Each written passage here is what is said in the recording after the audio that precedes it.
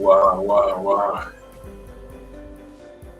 All right, ladies and gentlemen. Yes. This is ALASCOSPICE TV. All right. Ladies and gentlemen, welcome to special interview. His Excellency, my President. Okay, guys, welcome to special interview with your Spice. My guest tonight is ready, and just before I bring him on, I would like to say a big congratulations to every one of us here because today I'm feeling very So it's a great time, it's a great day. This is ALASCOSPICE TV, and my name is Harry, and I'm reaching you live from Phnom Penh, Cambodia. And tonight I will be talking about politics, about a young Nigeria with a big dream who is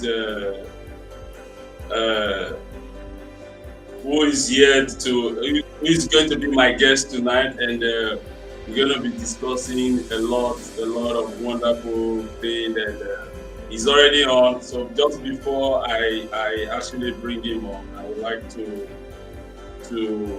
say that this is ALASCOSPICE TV. My name is Harry once again, and this broadcast is reaching you live from Phnom Penh, Cambodia. And please, we are going to have an amazing session, and we're going to discuss a lot with our presidential aspirant tonight. It's a great honor to have him. It's no other person but Mr. Favour. We all know him, and for many of us that are not familiar with him here in Cambodia, I'm about to introduce him to you. Just hang on. His Excellency, please hold on a minute. I will be coming to join you 1 minute. Oh God. Sorry for the break. I'm back and better. I hope you can hear me. Yes, I am reaching you live from Facebook, YouTube, and Twitter right now. I'm joining you live from these 3 platforms, and you are free to tune in. Okay.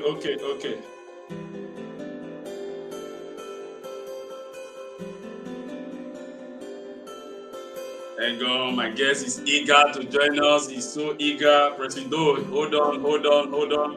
I am live now. So, ladies and gentlemen, all the way from Phnom Penh, Cambodia, you can join me live on this interview. I think I'm already having some comment. Yes. The comments are already coming in. All right, we're coming. I'll come back to you guys later. This is ALASCOSPICE TV, bringing Africa closer to Asia. My name is Harry, and it's an honor that I will be speaking with a very important guest. And as Nigerians are aspiring to have a new president come 2023, a lot of Nigerians are very eager. So many people are not are aware of who their next president is going to be, or who is the next possible candidate. So this broadcast is going to be looking at one young man that I have opportunity to know some years now, and I met him here in Phnom Penh, Cambodia some years ago. And he's a very vibrant young man with a strong vision to lead a country with about 200 million people. Thank you. It's good to know, Ambassador. Thank you, Honorable Prince Ineka. Thank you, and Otto Shannon. Thank you, my brother from the US. Happy New Year. Thank you, guys. Don't worry, our guest is ready, and sooner or later, just in a few moments, I'm going to bring you. I just want to read a bit of his biography for us before I will bring him on.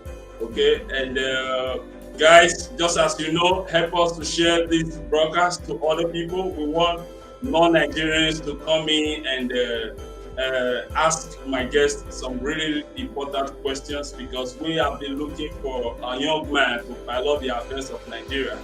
Mr. Favour Ayodele is making himself available for this purpose, and His Excellency will join us in a few minutes. So, guys, just hold on and let me make sure that all things are in the right order, so that this broadcast is going to kickstart right away and my guest will be on. Please hold on. I will read a bit of his biography for us, and yes. This is what I'm talking about. This is history, the first of its kind on this station. I'm having a presidential guest, a soon-to-be president of Nigeria. It's no other person, but you are about to know him. Just hold on. Ladies and gentlemen, I'm feeling highly excited and feeling very, very energized in the studio. And you are also ALASCOSPICE TV studio live from Phnom Penh, Cambodia. And it's a great feeling. It's a great feeling. Join us wherever you are. Help us to share this video.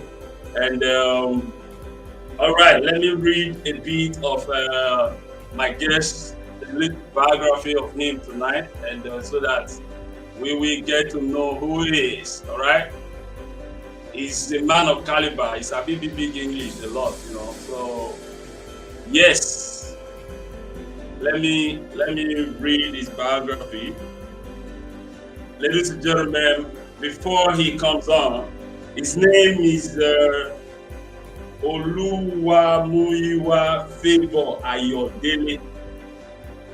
Is running for the presidency of Nigeria next year, general election 2023, under African Democratic Congress political party. And his age is 40 years old. He's a Nigerian. He's a doctor of philosophy. He's married with two beautiful daughters. He has international leadership expert.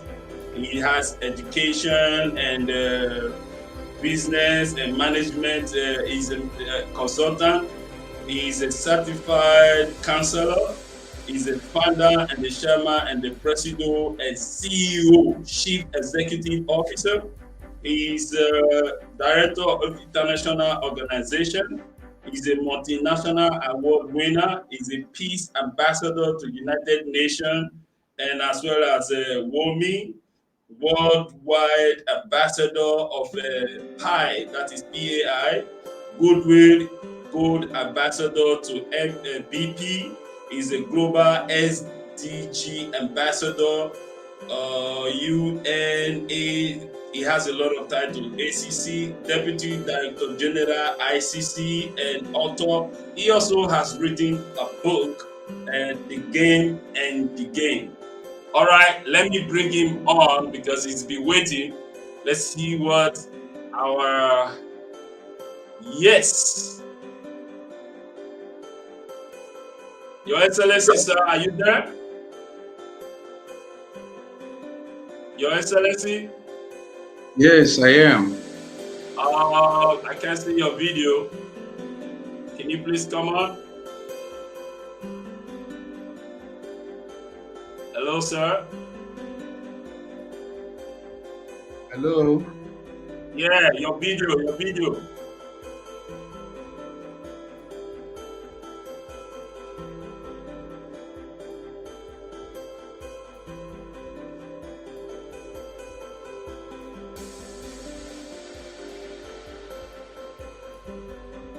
All right, I think that our guest tonight is probably having some technical difficulty. Is in Nigeria, of course. So, guys, let's just be a bit patient, and he's going to join us a little bit. Your Excellency, please just let me know. Okay.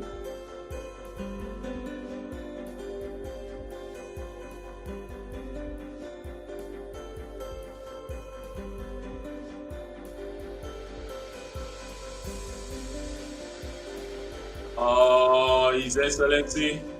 Ladies and gentlemen, this is ALASCOSPICE TV, reaching you live from Phnom Penh, Cambodia. My name is Henry. I am in Nigeria. I am concerned about the upcoming election in Nigeria, which is why I thought of it wise to reach out to His Excellency,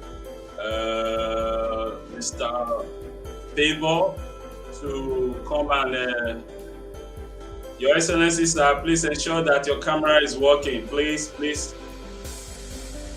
I'm gonna go off. What's up?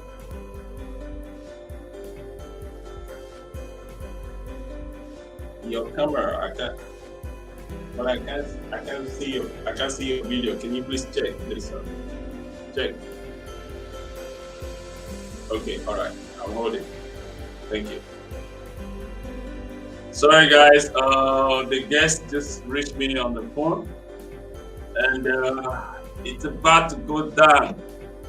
Ladies and gentlemen, let us know where you are reaching us from. Let us know where you are reaching us from. I want to know where our people from. So thank you so much. So far, this. Honorable Prince, thank you for joining. Please let us know where you are from. We supporting Favour for president. Good to know. With that, Ambassador Emmanuel Ezekiel, thank you. ADC supporters, thank you. Good to know. Let us know your location where you are joining us from. Yes. Hold on. Let me see. It seems like. Yes, he's here. Finally. Your Excellency, sir. Happy New Year. Good to see your face. Can I have your voice? Something is happening to Yes. your voice. Okay. Can you hear me? I can hear you now. Thank you. And I don't know. Maybe because of the technicality of it. So sorry about it. I've been here for before the You were quite early enough. How are you? Good afternoon to you, because I understand you are in Nigeria right now, right? Good afternoon, my brother. Good afternoon. Yeah, how is life? How is the campaign? Thank you so much. We are doing great. We are doing our best. I should address you as Your Excellency right now. Well, the capital is okay. Maybe you lower your music. It's not loud there. Sorry. Yes. You're welcome. Yeah, I was just trying to spice it up so that it doesn't get boring with you. That's great. It's okay like that anyway. Where are you? How is it sound now? Yes, it's okay like that. Okay, Your Excellency, thank you so much for honoring this invitation. I know you are a very busy man, and I was just trying to read you a bit of your biography to audience that are watching us across the world. I just wanted to know that you are live on YouTube right now. You are live on Facebook and on Twitter as well. 3 platforms. Okay, and we can't take comment from Twitter, but we can take comment for those who are probably going to join us on YouTube and as well as Facebook. All right. Okay, thank you so much. Please, sir, we would like you to let the audience know you, and let's get to the business of tonight while we are here. I hope Nigeria is safe. First of all, I hope Nigeria is safe. We are very perfectly safe here, at least for now. At least for now, okay, it's good. And where you are, there are enough security protecting you around, and everything is fine. By His grace. Thank you so much. Okay, please educate us about your ambition. First and foremost, I want to say thank you, Mr. Ari, for bringing me on board. It's quite a long, long, long time. Maybe you will reduce the music a little bit. I'm working on it. I'm working on it. Please go ahead. I'm working on it. Okay. So it's a great pleasure having me here, and I want to salute you. I want to appreciate what you're doing, and I also want to appreciate Nigerians over there in Cambodia. And I know it's a long journey away from here. I also want to appreciate Nigerians, giving me a very beautiful platform. As a matter of fact, we all know that it's not an easy task, but for the acceptance I've received so far from our fellow Nigerians, friends, colleagues, partners across, I want to appreciate them. Really, really appreciate it. Yeah. As we can see all over the world, that the agitation of leadership is very, very important. And we must understand that it takes leadership to address some issues that has to do with nation, people, continent, and the world at large. And if there is no true leadership, there's no how we can proceed. In fact, even right from the family, there must be a very relatable aspect of leadership. So as it is, Nigeria, Africa is suffering from leadership. I mean true leadership. And for decades, we've not enjoyed this. We don't know what the people of the country has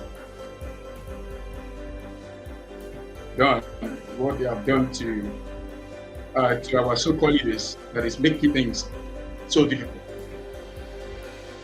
And this is the point, and that's why I'm coming out. I've been into corridor of leadership for more than 15 years, close to 20 years. And I know the fundamental principle of good governance, in which Nigerian administration or government lack right now. Entire Africa, it's very difficult to see a leader with the heart of people. Just few, scantily among the countries in Africa. So it's very important and very pertinent we address this issue.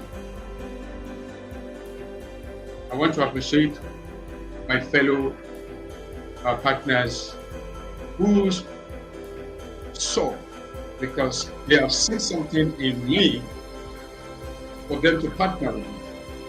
So at this junction, I want to address this very importantly for us to understand that is a key to everything we want to do. I believe in leadership because over the years, the leadership of Nigeria understand and only believe in followership, not only Nigeria and Africa, and most of countries in the world. And when they present or they subject the people into followership, there's tendency for the people, there's tendency for people to abandon. There's tendency for people to not to be carried along. And the sense of belonging will not be there. So my administration is coming up with partnership equation, meaning every Nigerian we have sense of belonging. Not only that, we have this sense of ownership in Nigeria. And it's because there's no sense of ownership. That is why you see the lackadaisical attitude of Nigerian government, especially the present administration. That is why you see a lot of killing here and there, unclear attitude. That is why we see a lot of trajectory that has nothing to do with the soul of Nigeria. So my aspiration centered on good governance, true leadership, and at the same time, giving back to the people what they have been agitating for. In fact, they're right. They shouldn't be agitating for their right. They shouldn't be agitating for what they're supposed to have, because they are citizens. Without citizens, there cannot be leadership. So citizens make do of, or let me just use the word, sex leadership. That is, out of citizens of leadership is, mine. So basically, that is what brought me here. And most important aspect of my aspiration is the future of Nigeria and the children that we are about to give back to. There's no future for them as it is right now with this administration. Our women and the youth, they are totally out of order because of the lack of true leadership that has not been in place over the years. And this administration makes it so worse. It has opened to every Nigerian that we are in a serious soup. And if care is not taken, we will not be able to salvage this present time, not to talk about the future. So I'm here with future, I'm here with plans, I'm here with mechanism, 24th century mechanism that's going to help us to revive everything. Thank you so much. Let me wait there. Sorry, I'm not trying to cut you short, but I think this is an interview. This is an interview, and it's going to be a two-way thing. But I think that as you're 40, right? Right? You're 40 years old, right, sir? Am I right? Sorry, I can't hear you. Can you? I'm still working on the background noise. I'll take it off. I'm using something here to correct it. Don't worry, I'll get it. Can you hear me clearly now, sir? Yes, I can hear you now. Okay. The music is still disturbing. Yeah. Sorry? The music. Yeah, I will take it down. I'll take it down in a few moments. I'm just going to ask that your age is 40, right? Yeah, you're right. Yeah, and you have a vision and you want to pursue it to lead Nigeria, right? Absolutely. Okay. What I would like you to let Nigerians know now is that you give us this is more of a little bit of more of your manifesto. Why do you think we know the political terrain of Nigeria? We understand we know how the system has been and stuff like that. Nigerians, I would like you to tell us more. Tell Nigerians that are watching you right now, what are your true plans to convince Nigeria to say, look, there is a young man. Now we have been trying to have a young person to run for president. What are the plans, basically, step after step? It might not just go through everything. You can just give us some summaries about your plans for Nigerians if elected as president, or if elected president, sorry. Yeah, thank you so much. That's a very good one. Like you said, that I may not be able to iterate everything here, but of course I'm going to let Nigerians aware of some certain things. Yeah, please, I still need the volume of the music to go down into it. They're working on it. I just want to make sure that nothing interrupted. Just don't worry, sir. Go ahead. I'm working on it. Okay. I apologize for that. Yeah. Now, it is like I said earlier, We lack leadership in Nigeria, and that's the first thing we are coming with, to set a pace, a strong pace, for the people of Nigeria through leadership. And I will bring it from this aspect. In my book, Again and Again, that there's a kind of extraction that I made.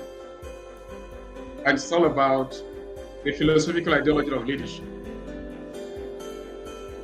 It's what I call control panel leadership, character-centered leadership, intelligence-driven leadership, value-centered leadership, and common sense leadership.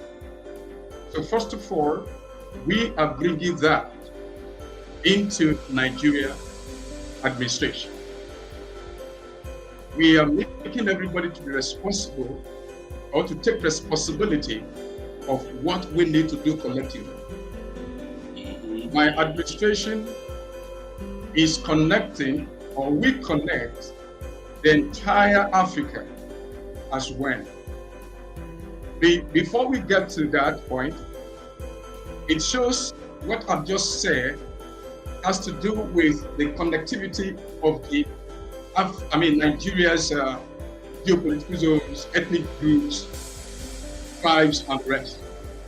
You agree with me, the number of tribes, ethnic groups.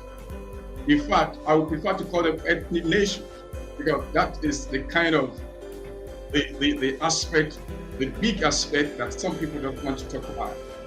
So we are going to solidify, we are going to connect the ethnic nations together in Nigeria, meaning there is not going to be called division. Tribalistic syndrome will not be there anymore. That is when one of the major aspects of my administration. And to go further, it is very important we settle, or we base what we are coming up with. And that is what I call less government, more governance. There's nothing like that in the history of Nigeria.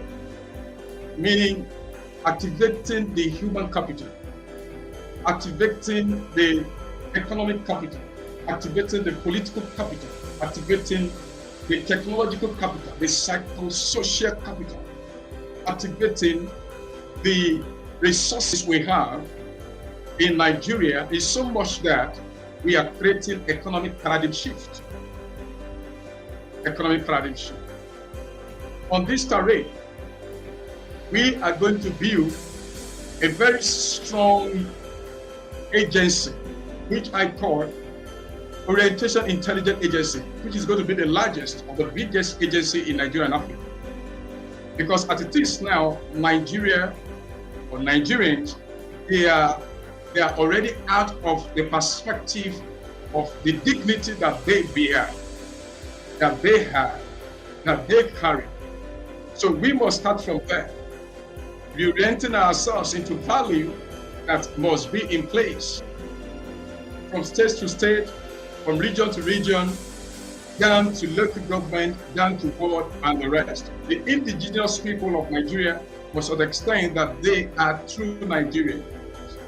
The indigenous people of Nigeria must understand that they have the stake in Nigerian government and system.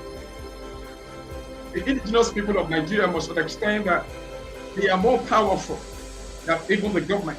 So my administration, I'm coming on board to make sure that people will be more powerful than the presidency. People will be more powerful than whoever operated in the government. Because as a matter of fact, it's the people that that constitute the government. So this aspect is very, very key for us to ascertain some ideas, and to be pragmatic enough, we must get Nigeria into sense of belonging. Having said this, we are creating a systematic initiative that will help us in terms of other sectors. And I came with the mission statement called Arise. Arise, like Nigeria. That's the mission for my administration. As it is now, I am blowing what do you call it now, fuel. There's no light in Nigeria. I'm not sure, and even coupled with the lack or shortage of fuel in Nigeria right now, is making everything work. It's giving us a kind of unbearable element across the country. So Arise Like Nigeria is a mission statement that we are basing our administration on. And when I say Arise, it's not just a political statement.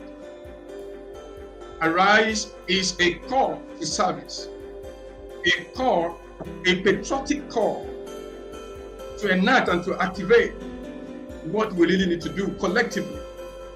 There's not going to be division anymore when I come on board. Okay. Arise is an acronym of the subject that we are bringing. Number one, agricultural revolution. Number two, resources, that is the I. And number three, which is the I, is investment, while we have X to be security and E to be education. And this aspect will give us a very solid brand new Nigeria. And right from the electricity aspect, the resources of Nigeria is enough. In fact, we have not tapped 10% of resources of Nigeria so far since the independence. We've not tapped it.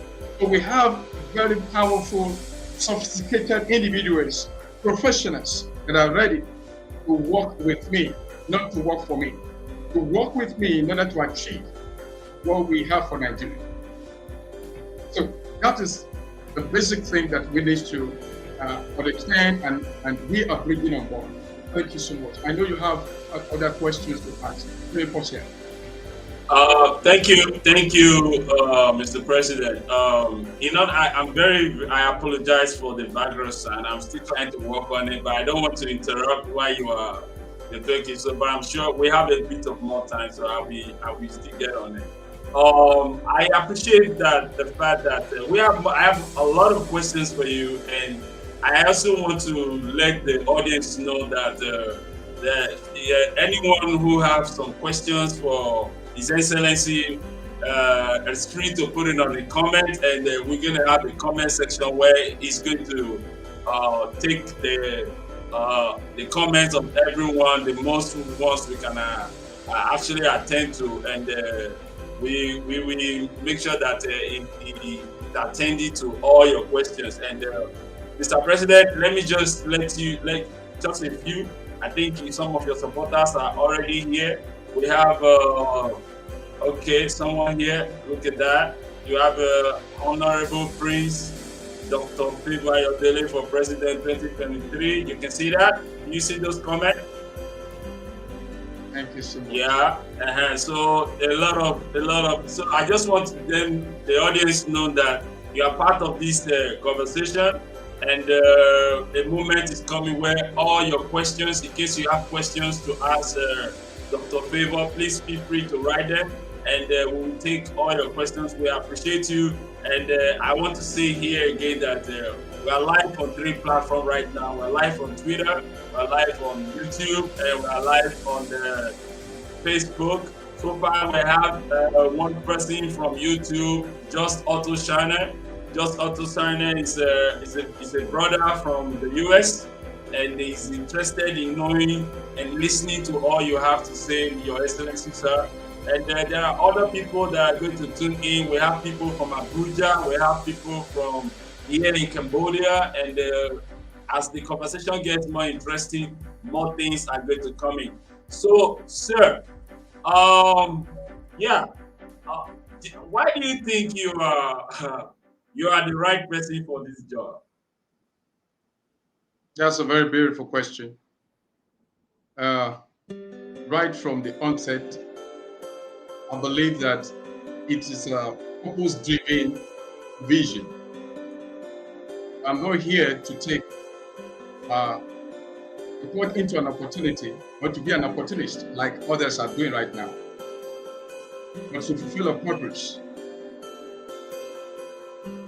It's not only that I think that I'm the right person, or rather, as a servant leader, to take Nigeria out of this menace, out of this decadence, to the future that we all deserve and desire.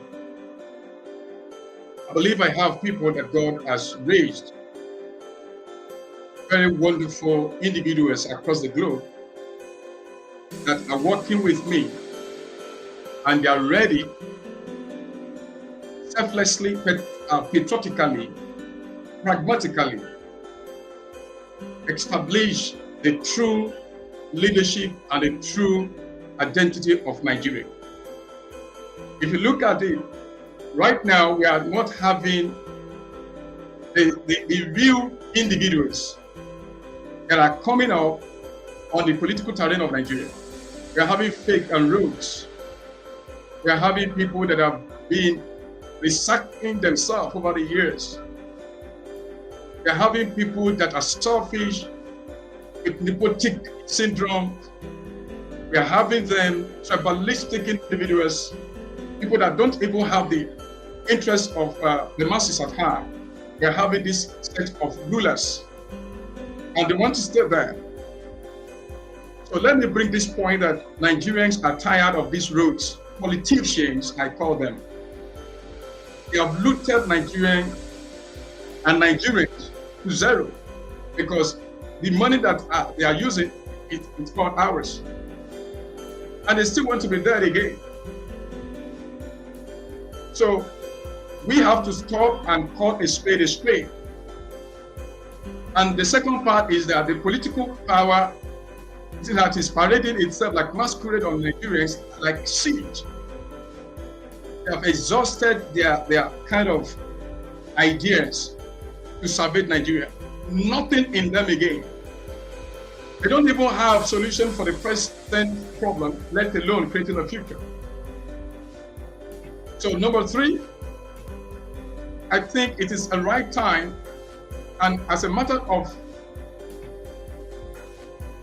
interest, part of leadership that Nigerians really deserve, we should jettison the ideas of these grandfather's politics or grandpa politics. Nigerians are looking for strong, young, determined, highly focused, with beautiful credentials, credible, competent, and when it comes to character, that is what they are looking for. A man of integrity, a man of principle, a man of focus, a man of idea, 21st century ideas. And I believe I have all these futures. Not that I believe, I know, you know, my partners, the youth all over the world, people that are connected with me over the years, they know. So I'm not just coming out because I want to be famous. I'm not coming out because I want to have money in my pocket. I'm not coming out because I want to be connected, not at all.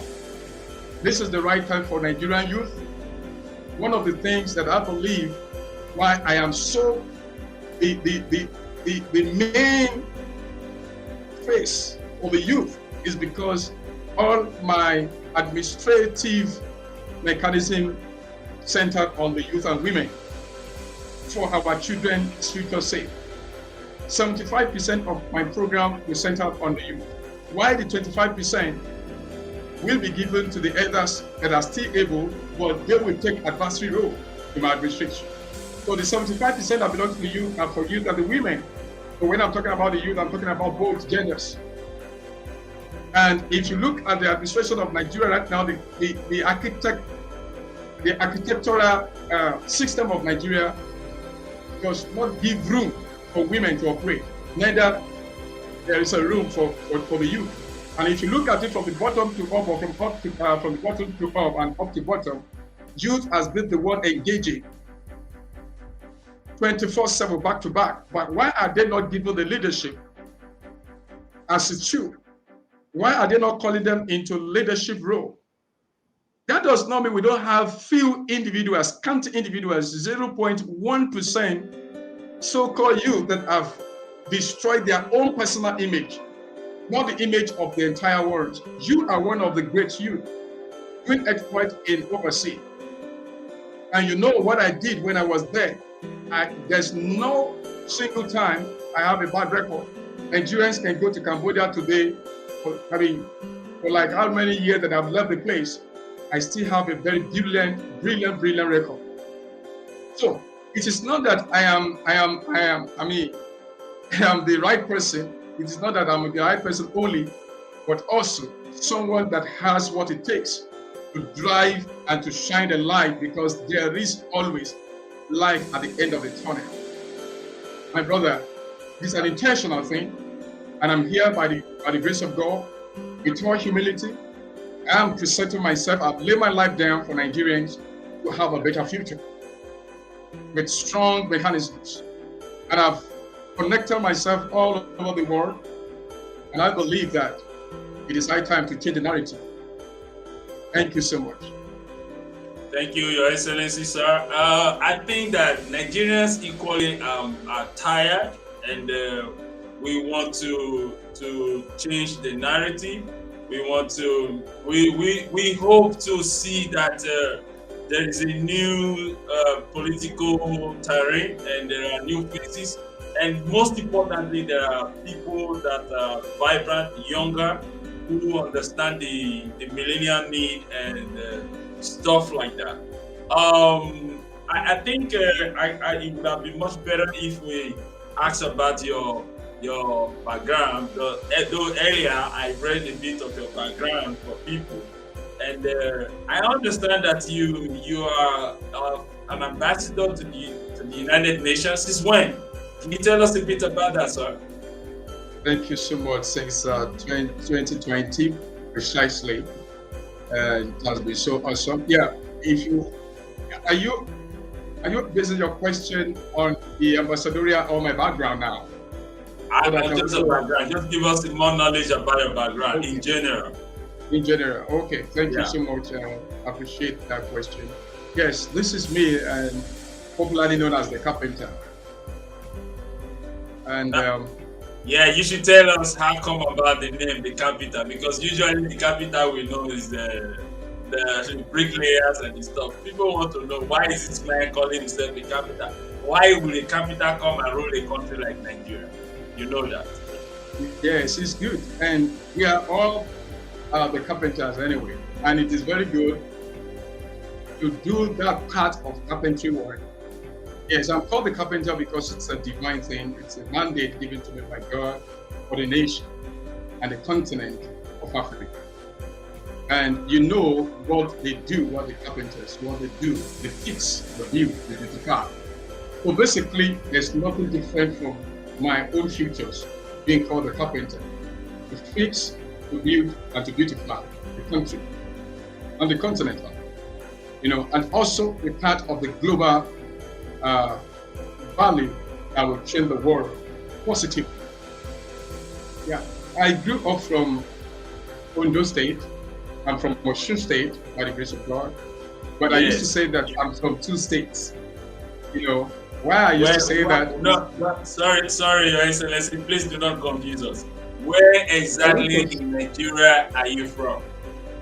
I'm from Oyo State. You are originally from Oyo State. Oyo State, correct. But you just said Edo State. Why? No. I said Oyo State and Ondo. Ondo, yeah. Ondo State and Ondo, yes. As a Yoruba man, you call it Ondo. All right. Ondo State and Oyo State. But originally, I think when I first met you, even from your background here, it says that you are from Oyo State. Thank you. Okay. Yeah. So please tell us clearly about your background. Yeah, where you obtain your educations and stuff like that. I think that Nigerians will really be interested in knowing these things about you, and because obviously, let me just put this straight. You are aware that the country so far right now, people are not really certain of who they are going to vote for, and you are one of the, if not two, young people that are coming out for the presidency election now, and being you coming out, and you are the first young man, the other one is a young lady. All right. So Nigerians would like to know your interactions, who you are, they want to know. They want to like get clear information of who you are and what you are, where you from, and why do you think that they should give you a chance to be president of 200 million population of a country? Okay, thank you so much. Quickly, like I said, that I'm from Oyo State, and I said that I grew up in Ondo. That is where my mom is from. I used to say it because I value women and I value my mom. My mom trained me with her mother, that is my grandma. They trained me very well. And so always, whenever I talked about my state, I mean Oyo State, I must refer to my mother's side. She has really tried. She's doing a lot. Unfortunately, I lost my father when I was very tender. That was 1989. And since then, I've been doing great with mom. My mom was was in politics 3 to 4 years before I was giving back. So basically, I understood the politics, from her. I did everything. And my mom is from Favour AYODELE, meaning I'm very, very related. We are relative when it comes to, the background. I don't just want to talk about the background of our late, powerful icon, person of Gani Favour AYODELE. So I grew up from that stuff, and today here I am. But before I reached to this extent, of course, I went to school in Ondo town, primary school, secondary school, my college of education. They were all done in Ondo. My primary school is Saint Catherine, while my secondary school is Saint Joseph. I left St. Joseph, I did some kind of extra exams in other secondary schools like CEC and one of other. How is it sound now? Yes, very good. Very, very good now. I think I'm okay now. I've been stressing myself since. Sorry about that. It's all right. Yeah, so I was into football though. I play a very good football.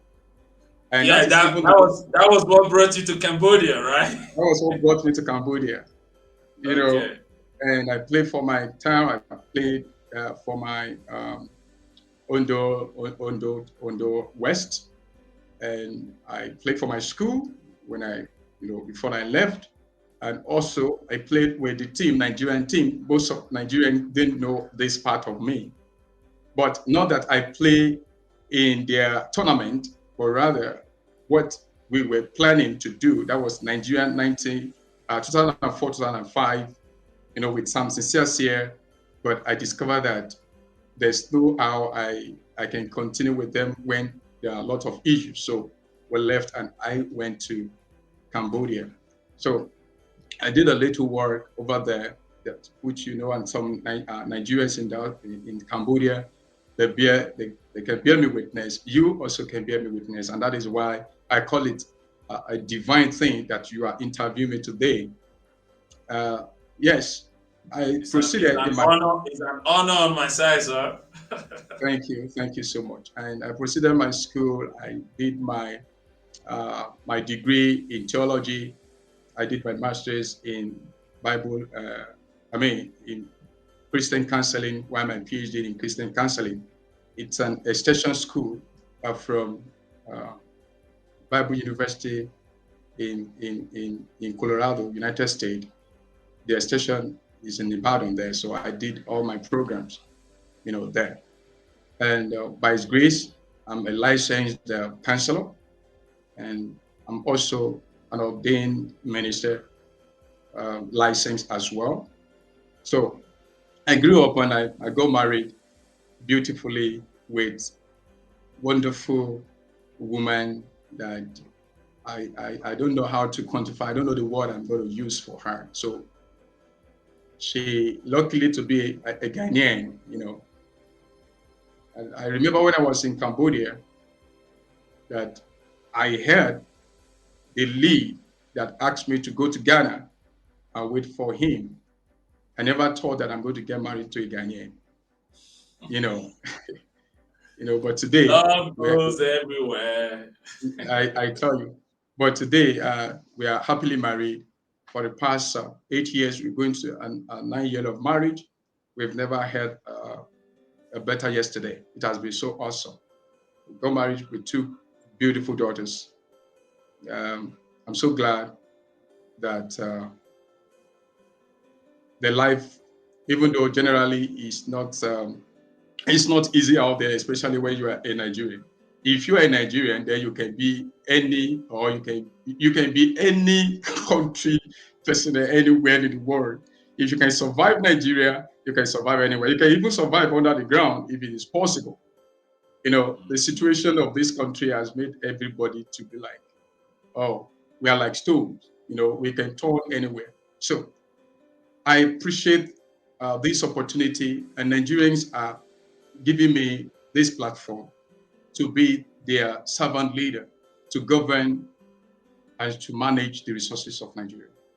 I've worked in several places. I've managed organizations, both local and international. I was there, the country where you are right now. I, as a lecturer in Mekong University, as first Nigerian African man that ever worked with WTT, World Trade Transport, as marketing manager. And I worked over there in Tole Bazak restaurant. I don't know if they have gotten another African man, with them. But as at the time I was there, Not yet. You still hold the record. You still hold the can record. you imagine? Can you imagine the first Nigerian African man that ever worked as assistant general manager? And when you get there today, it's a walk through from your place. Tasks of my record is still there. So I appreciate Nigerians and giving me the opportunity. And of course, I've managed and I'm still managing organization, international ones, far and there. And God has been so good to me and it's been so good to my family. I have a sister, I have a sister there. She's in school, she's doing great, she's wonderful. And I have friends all over the country. And so basically, Nigeria needs someone that is relatable, someone that is also friendly, not a Yamatanga kind of president, not somebody without sense of humor, not somebody without sympathy and compassion and the rest, and empathy too. So this is the quality that God has given to me. And as a matter of fact, there is other side that I want to also that I can be so grateful, or I will be so grateful to God. And that's the part. That is the part of discovering people, talent. I was once a music. Should I call myself a singer? Yes, a very good singer. And I think I've heard you sing. so I am multi-talented person. Without humility, I'm not trying to boast on that. I'm not trying to exalt myself. But I believe I have a very solid quality that Nigerians will be very, very happy with when I become the president of this country. Also, I'm a chef. I cook. I cook a lot. These are my background. Just, I don't know the name of food that you can mention. At least I'm trying my little best in that. You know, most times I take the kitchen, and I don't believe that woman must be my woman must be in the kitchen all the time. Not at all. Not even a day. We do things as it is, as it comes. It's not until women go to the kitchen that is when you see yourself as husband. You had to be helped, not you helping.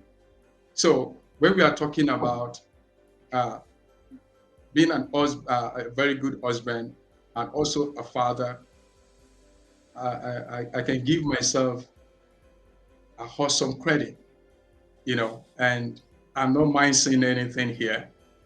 My wife can testify. My wife can testify. My children can testify of all these things. So I'm grateful. So basically, that's just who I am and what I'm doing. And presently, also, I'm a consultant as well. Home education, business wise, I consult, and that has been my major uh, job for how many years? So, for quite some time now, and it has been interesting. I do all this on pro bono level without asking, dedicating my life to Nigerians and to people across the globe. If you go to my Facebook and you try to type or try to ask people people in diaspora that they should come out and let us know who Favour is. I'm not trying to exalt myself. I'm not saying I am the saint, I'm the Messiah, no. But the element that God has given to me has helped a lot of different individuals across the world. And so I'm privileged to be a servant to many. And I believe that is why I'm giving back to anyway, because I've been serving people and I believe I can serve the entire Nigeria. I'm not going to serve Nigerians alone. I'm going to serve Africa. 1.3 billion people. That's where my desire is. That's the people that want to let them understand that in the history of Africa, it will be written of me that Favour Ayodele is the most excellent president in the world. And I In mean, the world. in the world, the most That excellent president. that is an excellent dream to have.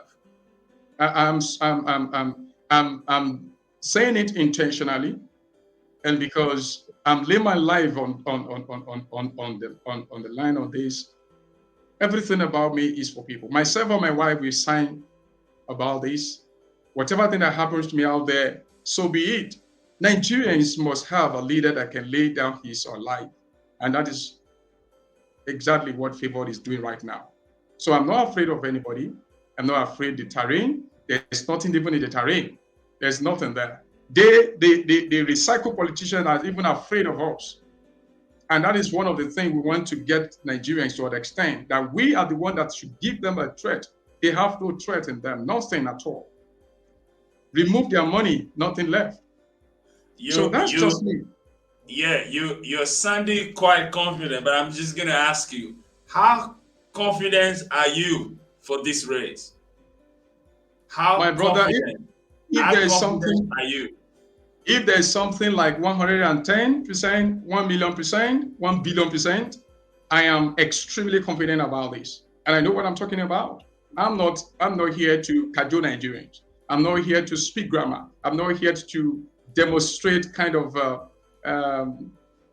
eloquency or power. Oh, that is a good president. No, no, no, I'm not here to do that. But to tell Nigerians the truth that they have gotten a good man that they have been agitating and looking for over the years. For the past 60 years, Nigerians have not experienced good man, character-centered personality.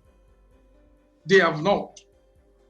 See, that is why a lot of people are coming up with kind of agitation, indifference, all manner of parallel agitation. And I want to tell Nigerians that we can do it together. We can build our country together. We can solidify what we have. We can use the resources we have. We are the most blessed nation all over. I don't know. The people that are there, I mean the Westerns that are building their country, they have only one head, one brain, the same brain. As a matter of fact, most of this country make use of Nigerians. We are there and they capitalize on our brain, on our intellectual property. They are using us, feeding on us for themselves. But what is happening here? We are not receiving anything, in regard that we can just be proud of. And enough is enough on that. So I'm 100% ready, confident, and I know what I'm talking about. This is not a joke. It's intentional. I've been in this race for how many years? Since 2017. So, my brother, over to you. Thank you. Okay, thank you very much, Your Excellency, sir. I'm just going to ask you Uh, Your Excellency, are you there? Okay. Yeah, I'm sorry. just gonna yes, I'm gonna ask about this. In Nigeria right now, for you to, or in fact, in politics, for you to win an election, you must have enough of political knowledge and stuff. Can you tell us about your political background, sir? Anyway, that has been a kind of question that we need to change. I would rather ask you to ask a question about what is my relationship about people. What do I have? What has been the kind of antecedent with people from my own hand? Because when I see that is worth this politician, the recycled politicians, in court, have been using, what kind of experience do they have? Looting experience, you know, inconsequential experience. Yeah, And I understand the point at which you're taking that. We've had a former president. Hello, are you there? yes, I'm here, I'm with you. Okay, we've had a former, just a new face in the political scene in America that won an American election and became a U.S. president. We've seen that. I'm not trying to say something unethic, but what I'm trying to say is that it would be very of a great information and for the audience to know, and as well as us here talking to know about your background and what have you like let's say what have you achieved in Nigeria public sectors as well as the private sectors that actually inspire you to be running for the position of the president of the country. Yeah, thank you. And that is a beautiful question I would love to answer. And to take it from what you asked last time, I'm talking about people, that we should ask our relationship with people. Because in government, I told you, from the starting point of this conversation, that it is people that constitute government. Of So course. when we're talking about leadership, when we're talking about politics, it's about people. It's about people. Where you are is people. In the office, private sector, or anywhere, municipal arena, people are there. You will not go anywhere in the world without meeting people. So the relationship that we are creating with people matters. Very, very, very is the only thing that can determine the level of our extension when it comes to uh, government. You know. Now, you asked about my achievement, of course, by the grace of God, even though that is not the what determines. A lot of people have, achieved some certain things based on falsehood and the rest. But Nigerians need to know who they want to vote for, and that's a very good one. A question from your side, and I've achieved when it comes to area of leadership and area of management, companies, organizations over the years, and empowerment of the youth in the country. This is what I can be very, very boast of. Not just that I want to exalt myself, but because uh, you can never take a research of me and people will be saying all manner of idiotic element that, oh, that man is this, is that. And it's because I've walked in between all the terrain and I've been able to, help people across the world, help people to be themselves, to establish themselves, to become themselves, and to, establish relationships, also establish uh, a very practicable private sector uh, element that they want to do or make use of in their various uh, work endeavor. So that is what gives me the boldness to go into politics, because people want a leader that understand their feelings, that also can give them what they need, not even what they want at the same this time around. There's difference between what people want and what people need. So God has helped me to do this with a lot of individuals and organizations over the years. So When we talked about building edifice, I want to believe that my investment in people is my edifice. And that is what Nigeria needs. Nigerians are not looking for someone that's going to build mansions with their money. They're not looking for someone that's going to, extort them and extract a lot of value from them and render them zero.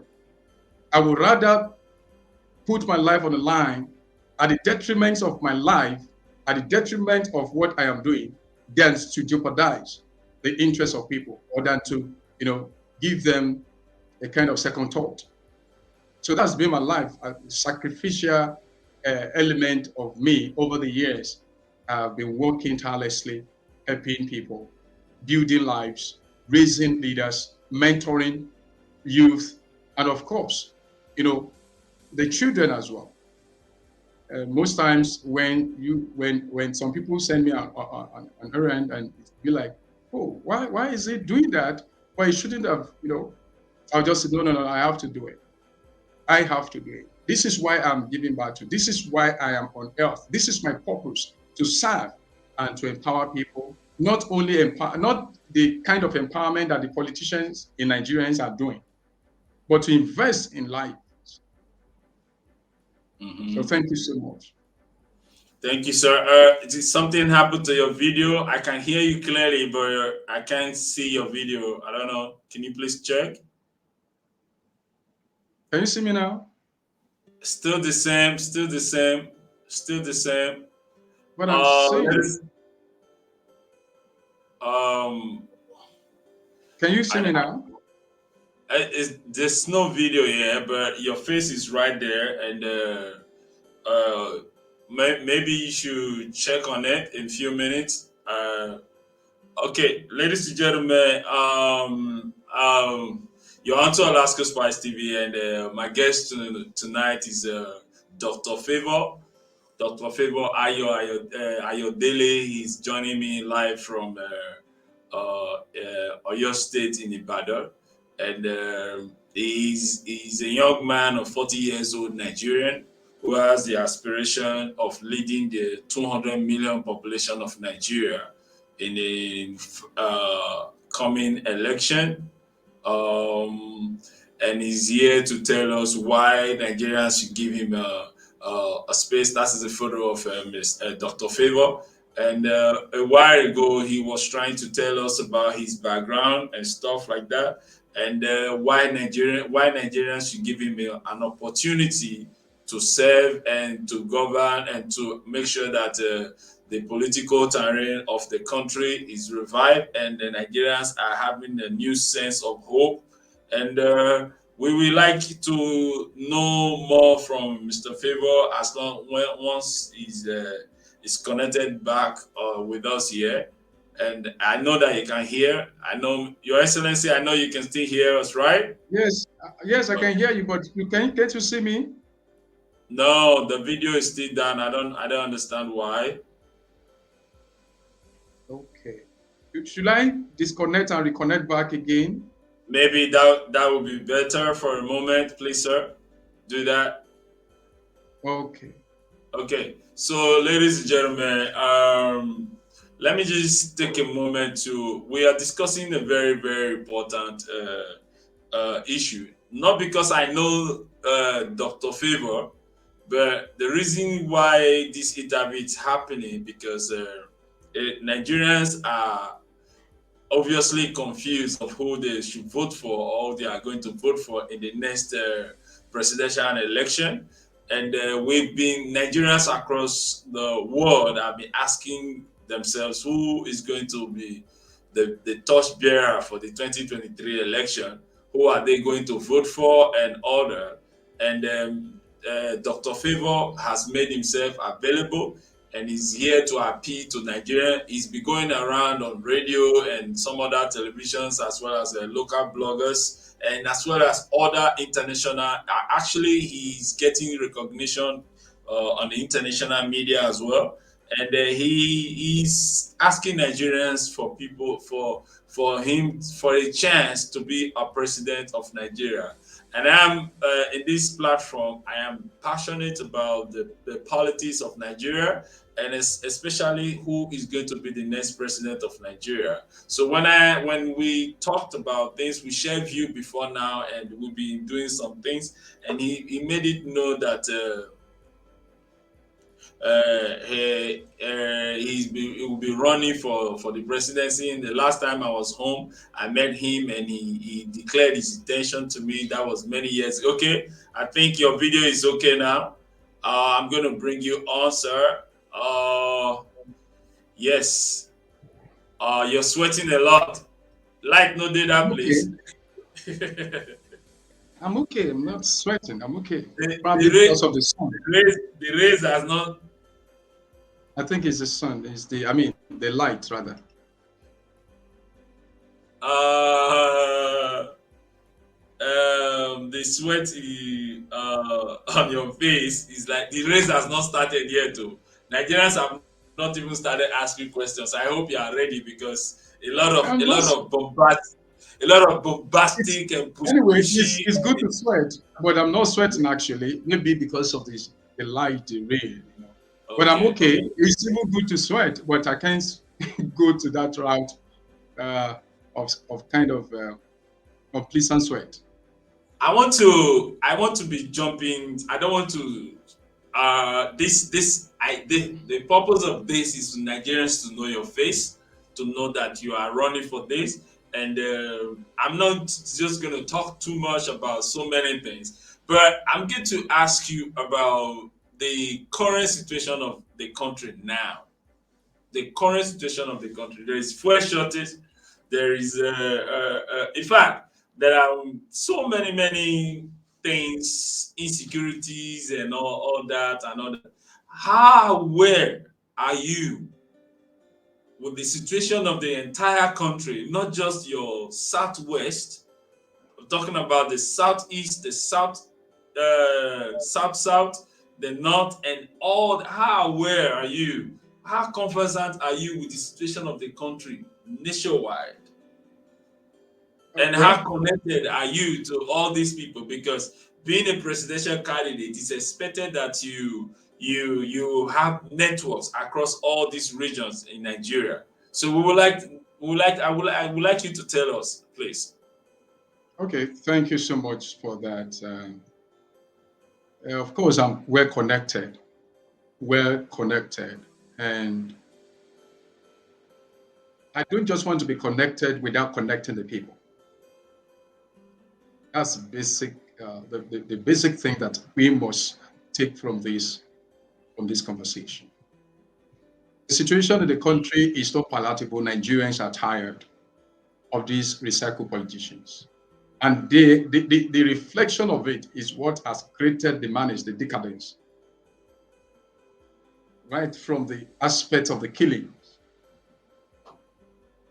350,000 Nigerians, according to statistics, have been killed this period of Boko Haram insurgents and the rest. Kidnappers are doing their own, and now the ritual aspect of what the country has reflected on is even the one that is creating a lot of hulabaloo across Nigeria. And these our youth are plugged into ritualism. This is what we must get and get away from completely. The shortage of fuel, and you saw what happened, it's not just like the fuel was, is because of what the system produced. The inconsequential element of some individuals infiltrating Nigeria terrain, making sure that Nigerians are not experiencing good life.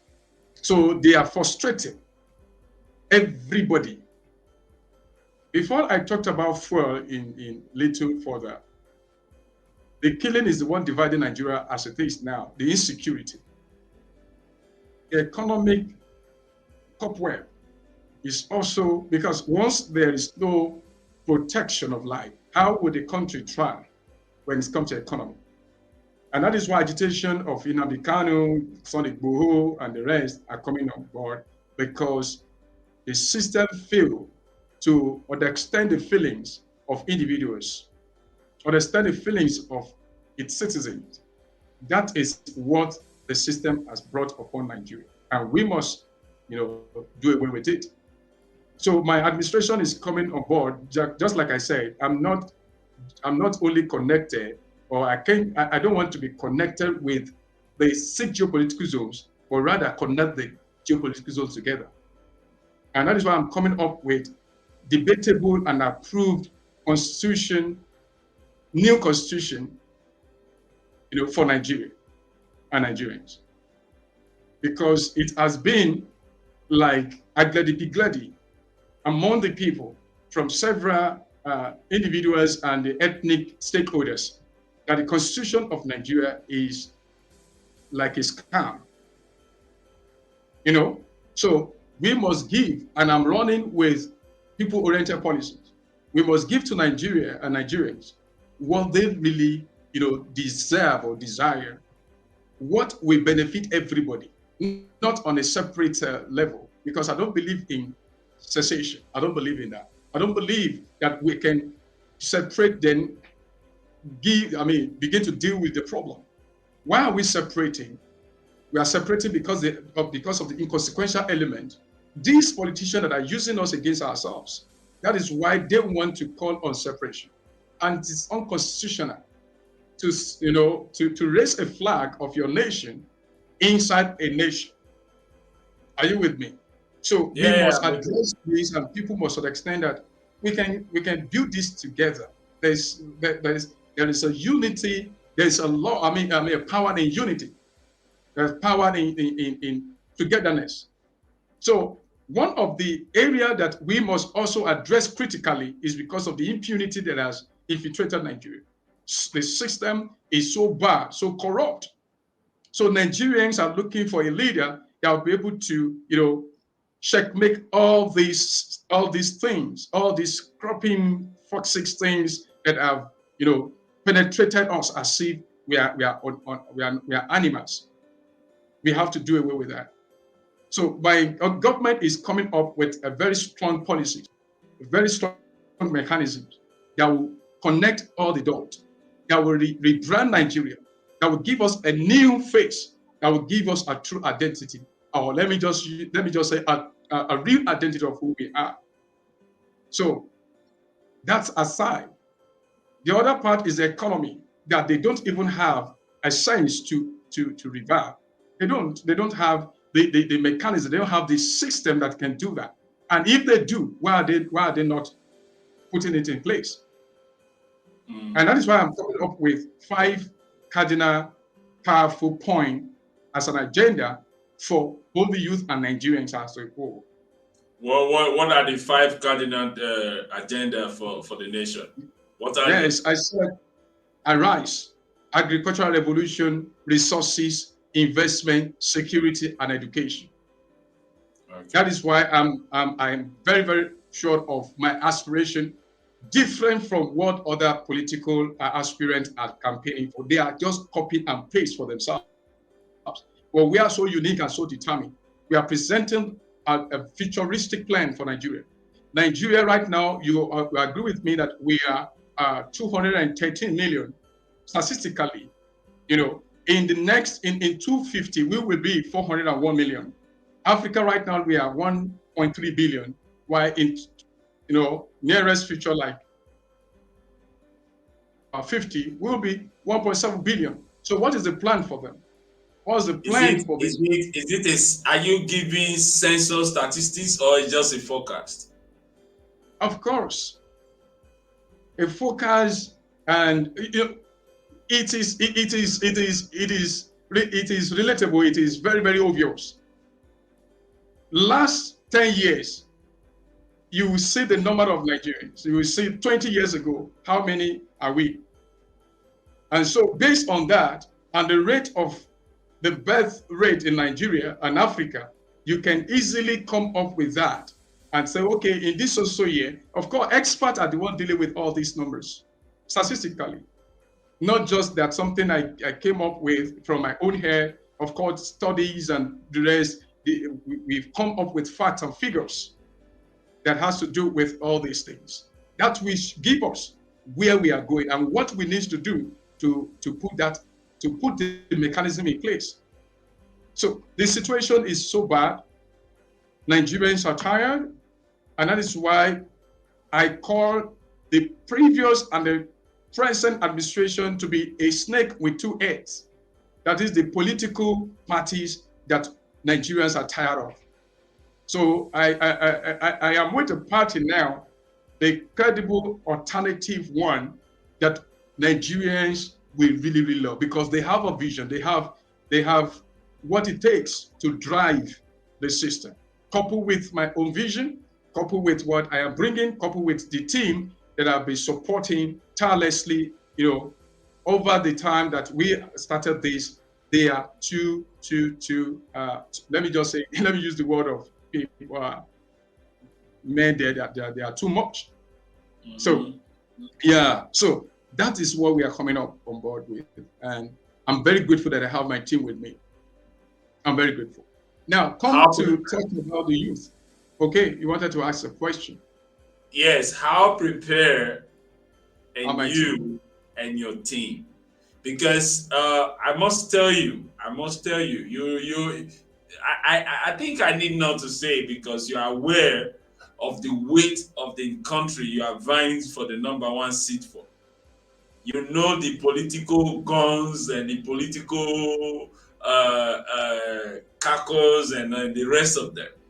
I would like to know, or Nigerians would like to know, how prepared are you and your team for this task? #1, from my own hand, I know what you are talking about. I'm a dead man before I step into the terrain. Okay. Meaning I'm not afraid of anything. I've said it earlier. I get that. That's a figurative speech. That's what. But you must be very, very prepared, financially, psychologically, mentally, and otherwise. Because Larry, at the moment, your presence is not that well felt, and you are just coming up to make yourself known to Nigerians. And the more people get to know you, the more the big guns are going to be like, who is this young guy? And they're going to come after you. Definitely, they will come after you. You and I know that they will come after you. All right? And they're going to offer you a lot of opportunities and a lot of money as well. Are you sure you're not going to slide by and just make yourself some good opportunity and just like every other ones, they just come make some noise and all that? Because Nigerians are not really sure right now. Because if you really, no, I've got to be really honest. And you remember we talked about this about a year ago, and I'd be like, if you're running for the presidency this time, and this will be your second candidacy, you have to ensure that you start and you finish it. Because Nigerians actually understood the situation when you came out, and later you went into head collision with some people, and you gave way for them, and this is the second time, and these records are there. So how are we sure you are not going to be giving another Ghana must go full of dollars? Because Nigerians don't deal with money. I'm speaking I'm speaking in the mind of ordinary Nigerians. It's good. Let me come in and let me quickly make it straight. Last time that I came out, I didn't go with, I didn't do any head collision with anyone. I came out boldly, with all vision and everything. But it came to a time that the stakeholders brought us together and they said we are too many, people that are running for that same position. Of course, a lot of them are coming out again now. And for Nigerians, to the extent that it is not because of me, it is not because of selfishness or whatever, or because of money or stuff. Let me akin to what they are saying. Let's form this coalition, and it's called PACT. I won't talk much about it today because of a lot of questions and things you want to say. But Nigerians need to know this, that I am one of the patriotic Nigerians, the few ones that came together, that formed coalition, and that coalition, that process produced Fela Dutoye. And some of the people that came together, they went back to collect money. They went back to serve other recycled politicians. They gave way for them. They are the one that did that. My record is clean. No politicians have a connection with me regards to any money stuff or stuff. No. I just have to obey Nigerians. Just for the record, your doctor, sir. Okay. I didn't accuse you of collecting money. I'm saying that I hope that you're going to start and you get to the bottom of the race. Seriously, this time around is, I've said it earlier here, this time around, from the beginning to the end and to the winning point. We are not just going to get to the point of the finishing line and say, oh, we participated. Not at all. We are asking Nigerians from here that they should have their faith in the person that they are listening to right now. Enough is enough of all these people that are parading themselves, with their hula baloo siren here and there. Enough is enough of all this kind of a mess that they have created, and they are still creating, and they will not stop creating it. So what I'm trying to say is that they should have faith in Favour Ayodele, and they should also be part of this, because we are bringing sense of belonging mechanism, sense of, we should just do it once and for all. They must be a stakeholder. There must be stakeholders in this vision that we're bringing. I don't want to be emotional about this. I don't want to be emotional, but I want Nigerians to extend the aspect of bringing out. We must call it a spade a spade. We must tell them that we can't just continue with them. I can imagine myself, a man of 40 years, and still be under my parent and be asking my parent to be feeding me, going to market, do all manner of shopping, and be coming home and going to kitchen for me. And I'll be sitting down, crossing my leg for what? That I'm insane. I'm stupid. In fact, it's a curse on me. I must take over the responsibility. And I am prepared. My team are prepared. We are 100% prepared to undo the wrongs, to unfollow anyone that has wronged Nigeria and Nigerians. So this time around, my brother, just be rest assured that Nigeria will smile at the end of the day. I'm just telling them that, let me use this opportunity, this privilege, to tell Nigerians that since they are tired of these recycled politicians, then let us be pragmatic and intentional enough to support Favour Ayodele. Somebody will be there anyway. Either you support me or you don't support me. So, but why don't we support somebody that has a good record, a clean record? If we talk to the country you are into, I asked you to go around, and you said it here that the record is still there. Brilliant one.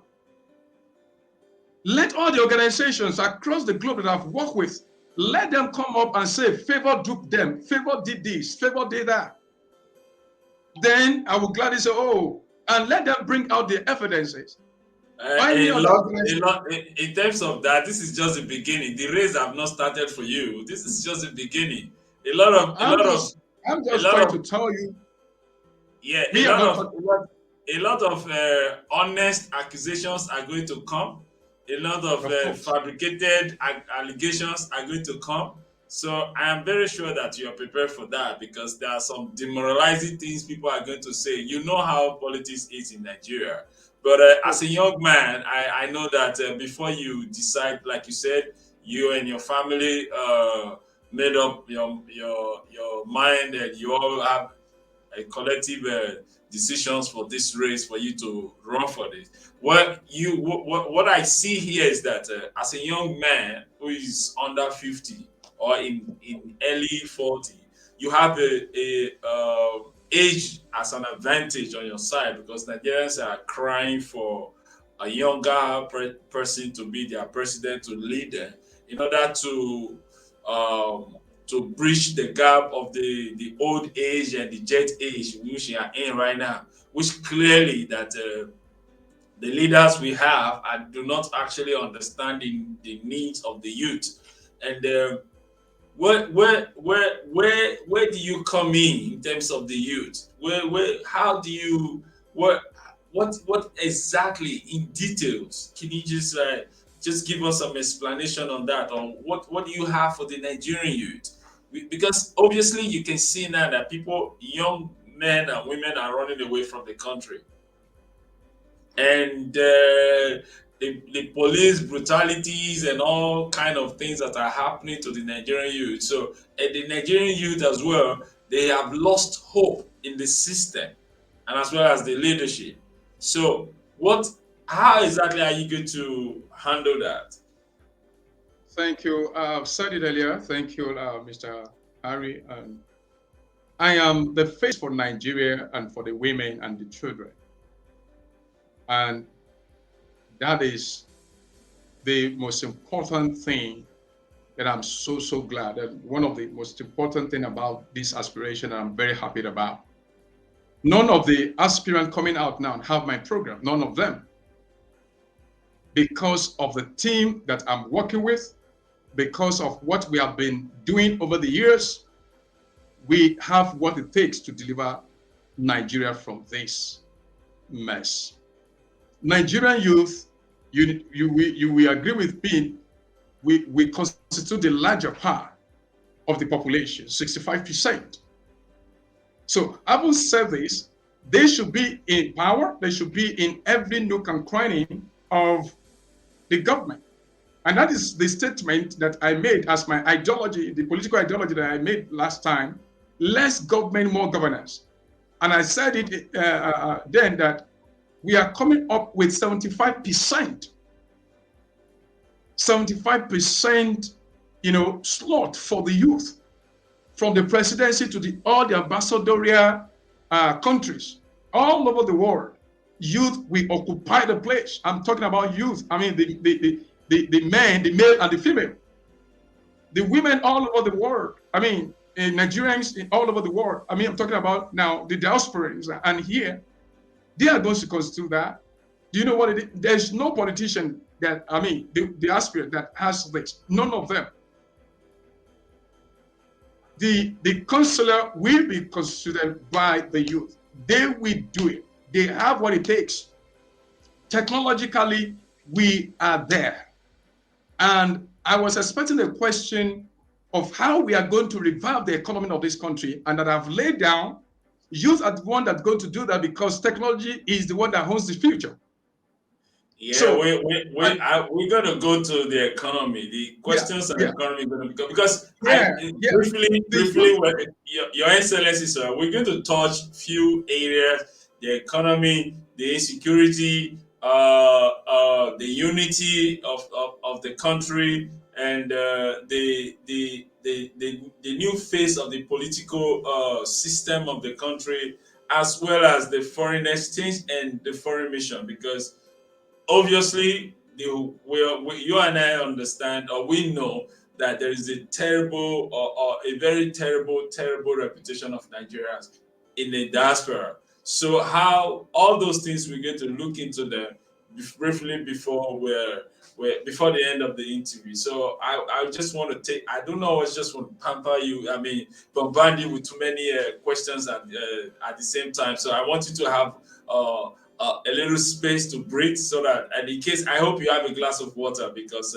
I'm sure that sooner or later people are going to be asking you more questions, and I'm really looking forward for questions from the audience. Yeah, so that's the point that I'm trying to make, that Nigerian youth, out because of Nigerian youth and women. I'm out because of them. I'm out because of them. And it is high time we take over the leadership. Enough of killing ourselves. They have rendered us so useless to the extent that we don't have a feeling for ourselves anymore. Imagine a young boy of 13, 15, 17, 18, 20, 22 killing themselves. because of money. Everybody wants to make it quick time because the government failed. The leadership of Nigeria failed to an extent that their future is the one that they're jeopardizing, mortgaging their destiny. There's no equipment, there's no investment in them. They have nothing in this youth. They don't even trust them. That is why they lead them astray. That's why they don't care about them. And if their own fathers didn't care about them, how will they be who they are or what they are doing today if their own forefathers? So why are they trying to say no to us? Why are they keeping us, away from what we really deserve, not what we should be agitating for? We can't just be agitating for our right. That's too bad. Imagine my daughter saying, "Daddy, I must eat. You must give me food. I must." It's ridiculous. She should not ask me that kind of question before I put food on the table for her. And at the end of the day, she will be the one to put the food on the table when time comes. So our time is now. It is youth o'clock. And citizen first. This is what I'm preaching. This is what I'm telling Nigerians. So my administration is fully youth-oriented, youth and women-oriented. We must give women a platform to express themselves.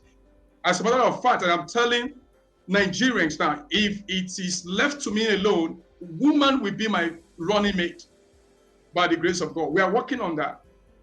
So youth are taking over. They have what it takes. They are full of sophistication ideas. Are you with me? I have no doubt that the youths are full of ideas. I have no doubt, but I don't have doubt on you. But I would like to know how fully prepared. Again, I'm asking these questions. How fully prepared is your team to lead? My brother, we are fully prepared. We are fully, extremely, in fact, should I use the word inelastically? Prepared. We are prepared. That question is to me, I don't know how to quantify it or to qualify the question. We are prepared, 100%. We cannot just, I will not be elected and the next 4 months, 5 months, I will be scratching my head or racking my brain of who to put in place in terms of the ministries. The ministers will be fully occupied before we get there. In fact, their list is already, they are submitting their list for me. I rolled up a particular statement last time. It's go on my Facebook, you will see there that we are looking for vibrant technocrats, leaders, sophisticated individuals that have what it takes in the area of the following that are listed. We are looking for people like that, and people have been submitting. So we are not going to scratch. I'm not going to scratch my head, my brain, and say, okay, when are we going to give? Couple up our cabinet? No. The second day that I'm going to get into the office, our ministers will be declared all over the place. The new ministry that is coming is already in place. Every sector, every ministry will be in place. So it is not a matter of question anymore. Thank you. Okay, thank you. I would like to know your party, African Democratic Congress. How old is your ADC? It's a new party to me. I got to know about this party through you now. So how old is ADC?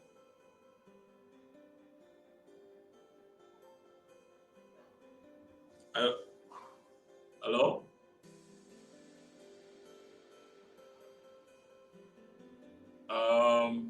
I think that Dr. Favour probably having some text error.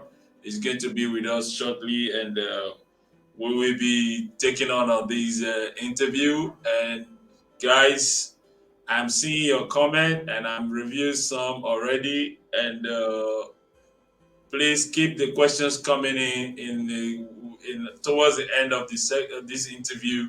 Dr. Favor is going to be answering your questions. I like to have some really, really interesting questions. And Dr. Favor, are you there? Yeah, Nigerian factor, how it is. So, so far, I would like to know how you guys are uh, feeling Dr. Favor, the things he had said, and how satisfactory they've been to you. And what do you think? Should Nigerian build their new hope for presidency come 2023 behind him, or we should advise him to be part of a cabinet of another new president that is another new candidate that is going to be coming for the position of the presidency? Because this issue of presidency, a lot of people have been asking questions. I've seen, I think Dr. Favor is coming back on in a few minutes. I see his signal. Hello, sir. Are you there?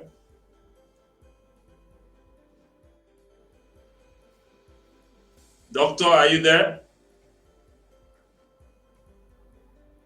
Still not there yet. So he's reaching us live from Ibadan in Oyo State of Nigeria. And I understand the internet connection there is very, very hectic sometimes, and it's been so wonderful so far. And Dr. Favor, like he said here earlier in the interview, he was here in Cambodia. Okay, I think I have him more now. Yes, sir. Let's have you.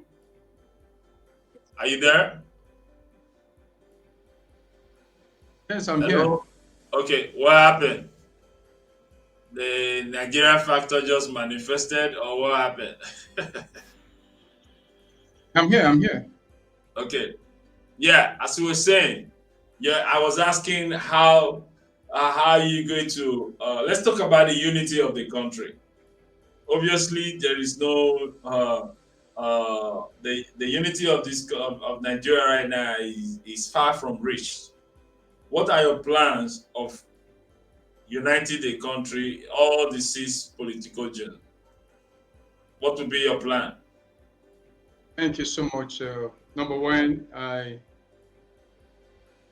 what is my belief? I believe in strength and unity, peace and progress, just as our uh, institutions. I'm talking about the system, the nation, um, our code of arms speaks about. And I've been a team player. In fact, from the realm of where you were asking me about my background, and I talked about football. So, what does that really tell us is about connecting videos, connecting us. And I said, we are bringing a debatable and approved constitution because that is what is dividing us. Together with the security, which you said you are going to ask a question about, when you are talking about the unity, the orientation we have about ourselves matters.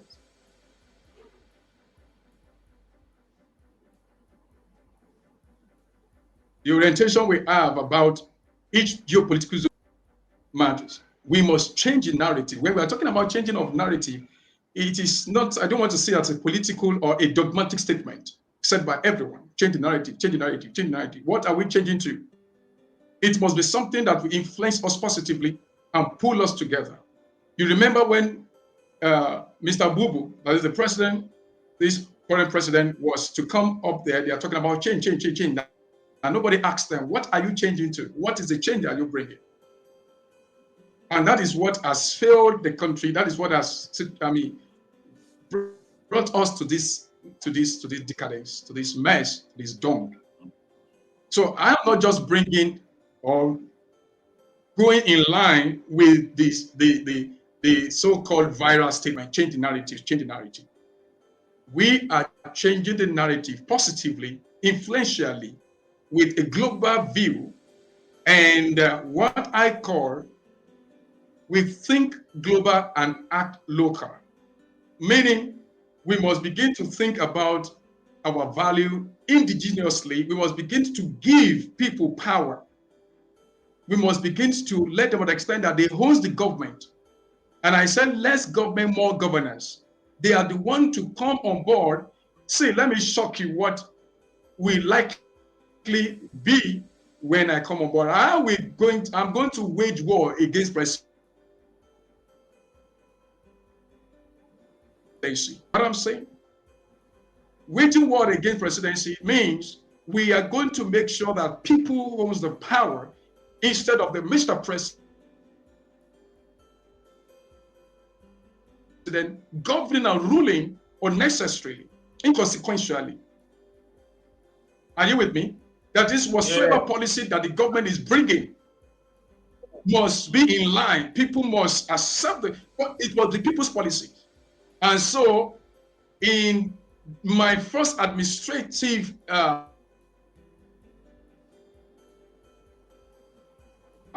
give to me, people are going to be respected.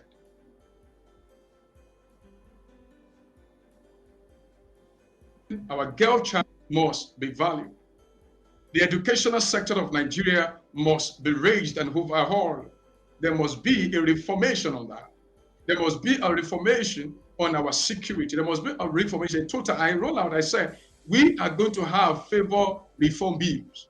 And this we cut across the ministries through Orientation Intelligence Agency, a campaign-based organization. So this one is enough for us to even set a pace for the next 100 years. Because I believe our togetherness is more powerful than separating and trying to prove kind of, or try to score a point. We are very good together. Without East, Nigeria is like a disabled country. Remove East from the system of Nigeria, the economic power, the economic capital of Nigeria, my dear brother, is going to be like tug of war to get it back. And without West, there will not be the basic, the fundamental power of the nation, which is the education. The ideology behind and the sophisticated mechanism behind Nigeria, which has to do with education, posed by the West. So if you remove West from the nation, there is a tendency for the nation to fall. And when you're talking about the food aspect, you can't just jettison the northern part. So it's a connection. You can remove your finger, one of your fingers away from the five, you will be called disabled man. Yeah. Are you with me? Yeah. So the five fingers are there to complement, to complement themselves or each other, whichever way you call it. So we have to pull together. We have to do like this. We have to connect the dots. We have to connect the resources. We have to. The East has its own resources. The West also has. The North also has. So we are bringing this thing together to form a very powerful economic paradigm shift. And as a matter of fact, let me say it here. We are going to present Nigeria $5 trillion economic paradigm shift, which has never happened in the history, even the entire Africa. 5 trillion. Yes, my brother. Where's the money going to come from? Of course, it's going to come from us. It's going to come from this land. It's going to gemstone alone, precious stones alone, the resources of Nigeria, in fact, agriculture alone will give us almost half of what I'm talking about. Okay. Because go ahead, sir. Please go ahead. Go ahead. Yeah, I said it earlier that we have not tapped 10% of Nigerian resources, not alone 30, 40, 50. Malaysia came to Nigeria and But we have to start. We definitely have to start from somewhere, right? We have to start from somewhere. We have not tapped. We have various untapped potentials in the country. There's no doubt about that. But there has to be a starting point. Okay, looking at Mhm. your budget for your fundraising crowdfunds, this thing that has been set up, and I think it's a total of, if I'm not mistaken, 5 billion naira for your electoral campaign for the 2023 election. How would you relate billions to trillion? And Oh, what no, no, what no. I don't you know this better, but what I'm trying to say is that when it comes to finance, I am sure that you are aware of when it comes to finances, Nigeria has a lot of weight when it comes to that. So, my So brother, the aspect you are talking about is, let me let me let me put it one by one. okay, My campaign organization team, they set up that a 5 billion in the current system, the political system of Nigeria is very, very minute. According to the so-called individuals, these recycle politicians, last time, with what I heard, even though it was not published, the first time of Muhammadu Buhari's administration when he was campaigning, I learned that he was given 30 billion naira, sponsored by so-called individuals. I don't want to mention names, yeah, but we all know who sponsored that.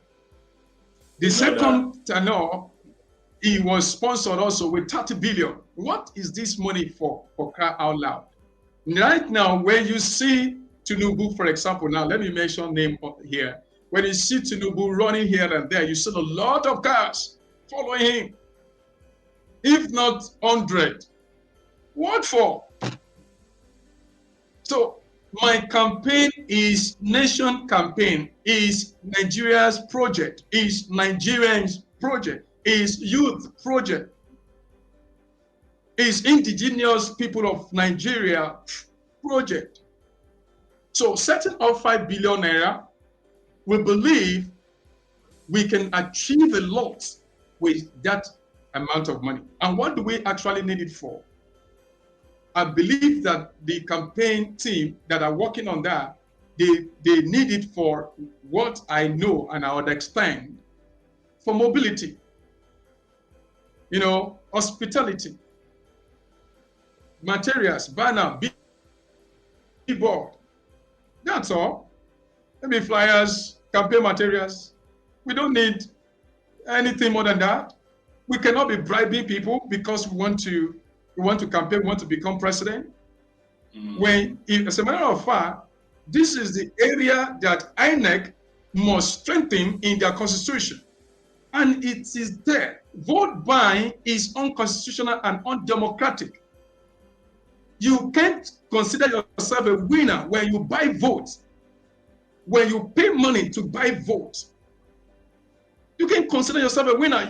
That person must come to an understanding that you are a fraud, you are a scammer. But Are these you with me? are, yes, I'm with you. I'm with you right there. But speaking of buying vote, this has been the system of Nigerian politics in years, and these are going to be the It challenges has you to are going to. stop. Yeah, but these are the It will challenges are going stop. to be. eh, Hold on a second. This is going to be part of the major challenges you are going to have, because the present government or the leadership of the politicians in the country so far, they have created a system where the people are hungry. So when election time comes around like this, it's a great opportunity for them to throw some little cash into the society so that they can get people to vote for them. So with you having a minimal, I think 5 billion is a minimum, which I think I can still give you some credit for that. Do you think that this is something you are really ready to compete against? Because knowing fully well that these people throw bags of money around during the election.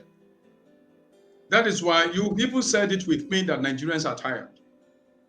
If Nigerians are actually tired, our but when they are tired only when they are complaining. But when they see money, they change. If they can say, I remember during the primaries in some of the states in the federation, when two ladies came on with their phone, recorded it, that they collected 1,000 naira.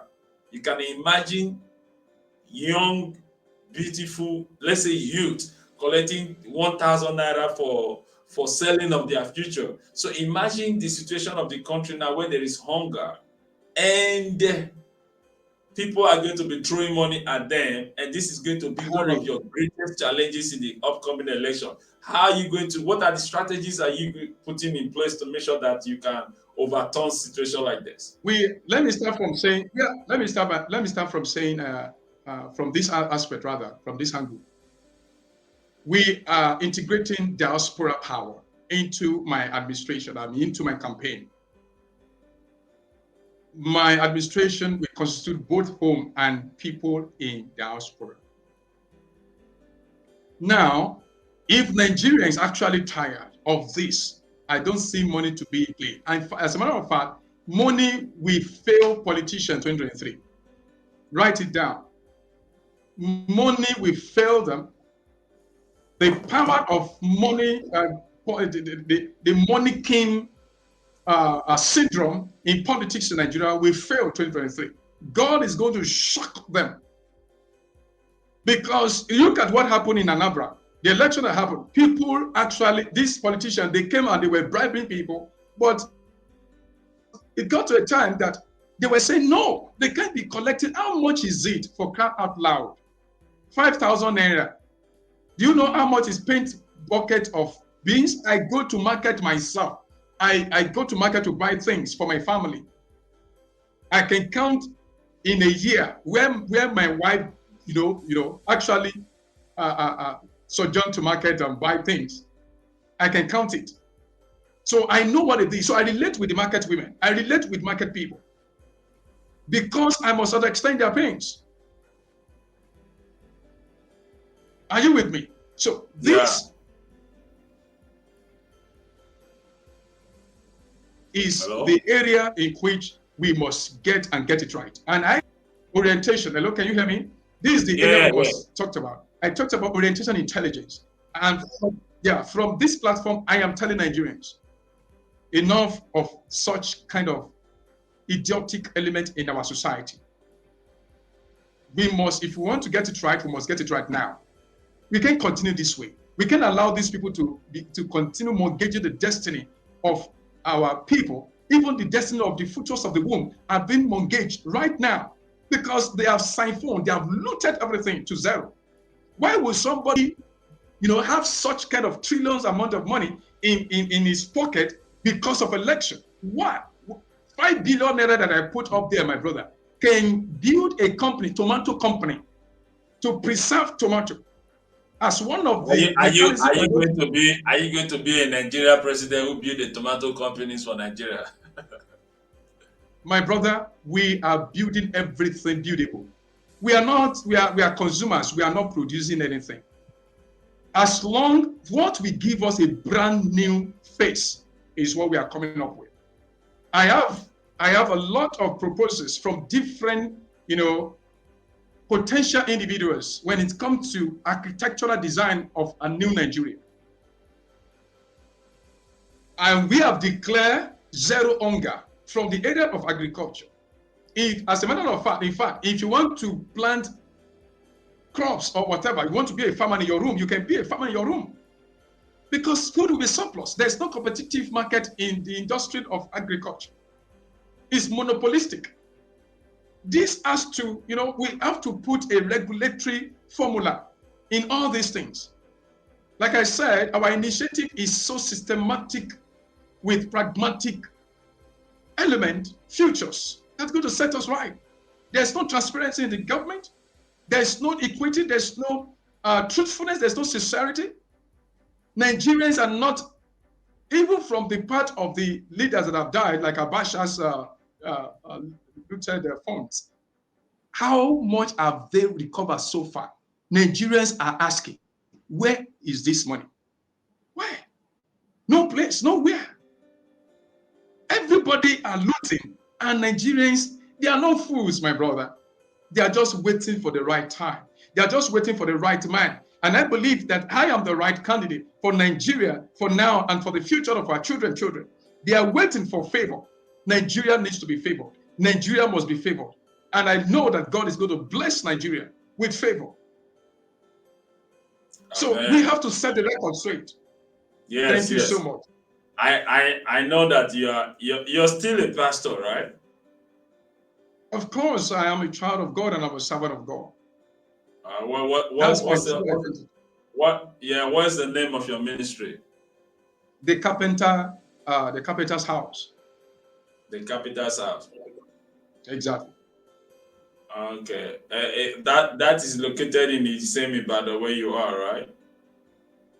A ministry is different from church. No. I was asking. Okay, I was asking you of church, about the name of church. Yeah. Okay, the name of church in Ibadan is Bami Zion Ministry.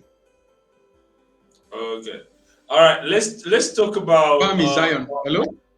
Yeah. I got that right. Thank you. Let's talk about the insecurity in the country. The likes of Boko Haram and the banditries and all that is be happening. And you are not from the north, and you know quite all right that the northerners, when it comes to the issues that has to do with the northerners, they want the northern person to come and speak to them. So if you are given a chance to help the country as a number one citizen, how are you going to be able to get rid of Boko Haram and the rest of them? It's so simple. I am not a Boko Haram member. I don't, and I will not tolerate any kind of negotiation when it comes to terrorism. I will not. My administration will not do that. And I'm laying it here. What I will say here is what I'm going to say everywhere. When you negotiate with terrorists, then you have given them 10,000 yards further to infiltrate and to bombard you with such kind of, with any kind of element. Why are we into all this mess for crying out loud? Some people believe that they hold the power forever. And we are coming out with orientation intelligence. I will always come back to this because that is what we need as a nation. And may I tell you that even the North are not happy. Their leaders are destroying them. The so-called leaders. The rulers in Nigeria, I don't know why they have this kind of heart towards humanity. My administration is purely humanistic. My administration, as a nationalist, I know what it takes to take care of people. I know what it takes to, and that has been the reason why I plunged myself into humanitarianism all the while. So insecurity in Nigeria, just give me few months. It will be over for Boko Haram. It will be over for whosoever perpetrating all this uninteresting kind of working on Nigerians' mind and lives. The life of individuals is very important to me. And let me tell you straight here. The value that will be placed on the president is the same value that we place on every citizen of Nigeria, both home and abroad. So I am guiding my people all over the world. The respect that's going to be given to Nigerians, to me as a president, as their president, is the same respect that will be given to every citizen, including yourself, where you are. We are the one developing these countries, for crying out loud. We are the one developing them. Why must we be subjected to ridiculous state of mind? No, it's not right. Okay, what other countries, what are they preaching? They are preaching that they want to save their country. They are preaching their own citizens first. And that is why I'm coming out with same mindset, citizen first. So from the aspect of insecurity to national affairs, we are going to savage our people, the government, the governance, and everything that has to do with the nation is going to be savaged. Okay, let's talk From about what we have been experiencing. yeah, thank you. Let's talk about the voting right. The voting. I remember you put on a post. You put out a post some time ago about a motion for the NEC to make sure there is a voting opportunity for the diaspora Nigeria. Has that been implemented? Is Of there course, we going are to still on be it. diaspora voting in this upcoming election? We are still on it, and we are asking Mr. President to sign the electoral bill. He has yet to sign, and thank you so much that you acknowledge it as one of the Yeah. first individuals in Nigeria that came up with that mind, that idea of making sure Mr. President signed the electoral bill. We must do it.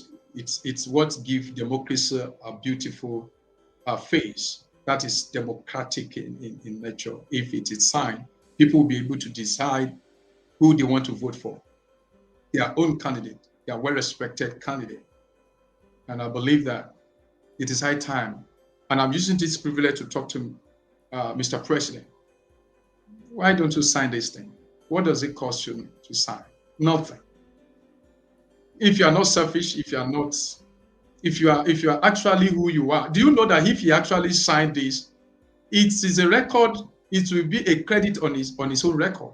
At least if that is the only thing Nigeria can say, oh, Rakadede, why don't you sign it and let's move forward? There are things that we just have to do away with. There are childish things that nations don't deserve.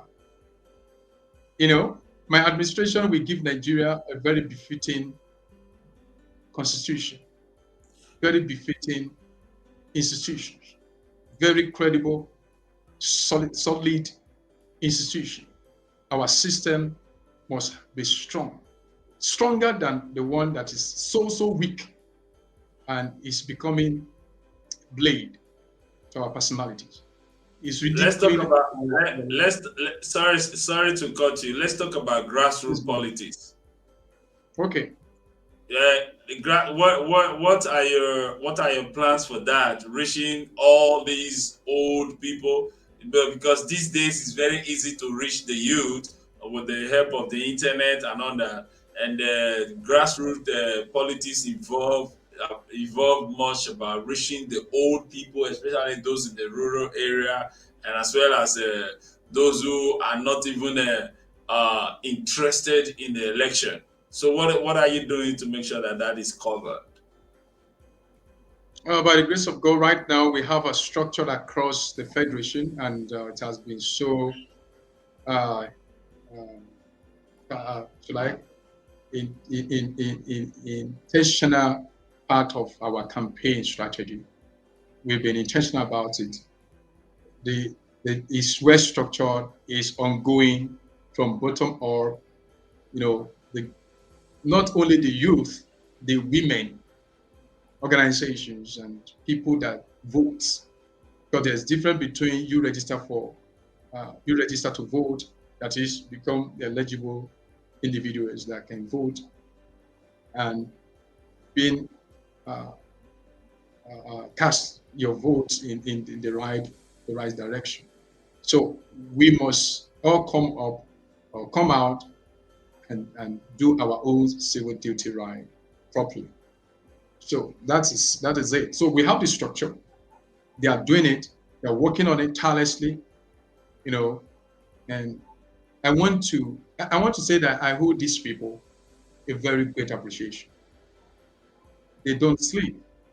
In fact, we have become I don't know, night worker, and Of every day course, giving me report. if you are going to be president of a country like Nigeria, You should expect you to be flying even in the night, even in your dream. You should be walking in your dream because Nigeria. You Yeah. know quite all right that Nigeria is not this. I don't. I've taken much of your time. Like I said, the purpose we're doing this right now is not to bombard you with too many questions. I want you to I be understand. seen as a presidential aspirant, and I want that the next interview you're going to have should be far better than this. I want that you should be well organized, more presentable, and giving Nigerians what they need to see, what they need to hear, for them to believe in your vision. As I am now, if you though this is on TV, but if you ask me, instead of throwing my effort on the people that I know to yield nothing, I would rather put my weight behind somebody that you never know, and things can turn around. And I don't root people out. Oh, I salute your courage. I respect you. I know you personally in years. And when I was in Nigeria, and by His grace, I made sure that I come over to your place, and we met. We were together in your place, and it was wonderful. But I really feel that Nigeria, in fact, the world knows that Nigeria need a new leader. We need not just a leader, like one man said, and I saw the your response to that man on the internet. That when the man said that Nigeria need a president who can work at least 18 hours or something about, 14 and hours. you He yeah talked about 14 hours. 14 hours, and I read your comment. I want you to know that I've been following your political movement all the while, and there are some I respond to, there are some I don't, and knowing fully well that you have this strong ambition, which is why I said, okay, let's have a moment of conversation, and let people from this side try to get to know who Favor is, and what he's planning, and where he's planning to go, because Nigeria right now is in a, I don't know the right adjective to use. It's very difficult to fathom exactly, or to actually figure out which adjective is right enough to actually use for Nigeria, It's hard. because yeah, the situation is really is pathetic. Like it's something that whenever you think about it, or you someone mention it to you, you feel embarrassed because of what is happening right now. Because I don't see a situation where the kind of headline, the news headline that are coming out of Nigeria and all that, and those who are supposed to be political godfather, or should I not the godfather as in the common Nigerian godfather, like advisors, and like the people like Gowon and the rest of the Abdulsalam, but they are now the people who are running for the position of the presidency. I understand that the form for the presidency is quite expensive. How much is it? The presidency Yes, form. right now we don't know. Our party is yet to roll that one out. But I, I yes, it was I is. was I was rightly informed it's about 30 something million for a form. Yeah, yeah. That is why we need reformation on our electoral bills. That's why we need. They make it so this so huge because of people like us, because we are like trade to them, and they can afford the money, and we will not be able to. All these kind of archaic ideas that they are bringing Yeah, up. they're trying to make sure that there's no young We are person who's going sidelined. to come to run for the Exactly, presidency. exactly, and that is why we are making the project to be Nigerian project. That's why Nigerians to come up and support my candidacy is very important. But We have to what will silence them. happen to your candidacy or your ambition if Nigerians don't support? We will Because continue. This is if you beyond. prepare, just a moment, if you're preparing for something, you should be Mhm. able to prepare for the negative and the positive. What will happen if Nigerians don't support your political ambition? I'm very sure Nigeria will support me because it is a win-win thing. I've never, go on a failing daisy in my life. Why they will support me is because of what I'm bringing on board. That is what they have been looking for. My vision, my plan, what they need is what I have. It's just like you are hungry since about 3 days. It's not just that you want to eat anything anyhow. The food you really want to eat is brought into on your table. What will you do? You will eat it with our player. So the food that Nigeria needs to eat is what I'm bringing. So I am 100% sure that they will support me, and I'm representing them. I'm representing the face of Nigerian youth, the Nigerian women. I'm a dean of Hello E for She. That is, I believe in gender parity. These are the things that the women need, and that is what I'm bringing on board for them. You see, and youth want to be in power, not just power in code, that is in government, in leadership. They want to express their capacity. There is need for them to express it. We have innovative idealists, pragmatist people. Pragmatists here and there. They are there. They are looking for a particular avenue that they're going to express themselves. There's nothing like that for them. So I am having all these kind of things. So why won't you vote for me? I am very, very sure of that with the help of God, because I can't do anything away from God. I believe in God's factor. I know what God is saying. I know what God is doing. I know.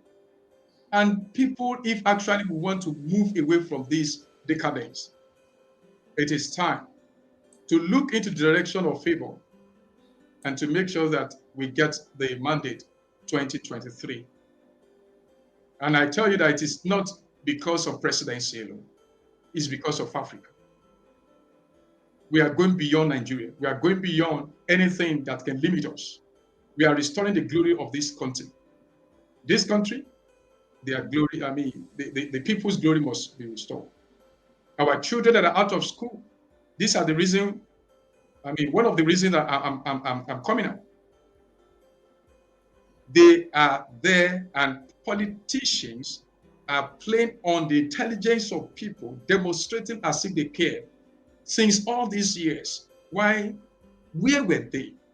Is it not because of these particular issues they were voted for?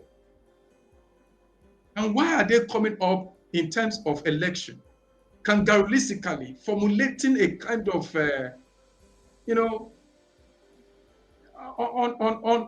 unrealistic thematic selfishness? Why are they forming all those things as if they are real? I have said it earlier that true leadership is what we lack. True leadership is what we lack. So let's vote. Let's support ADC. Let's support ADC as credible alternative party. Thank you so much. Thank you.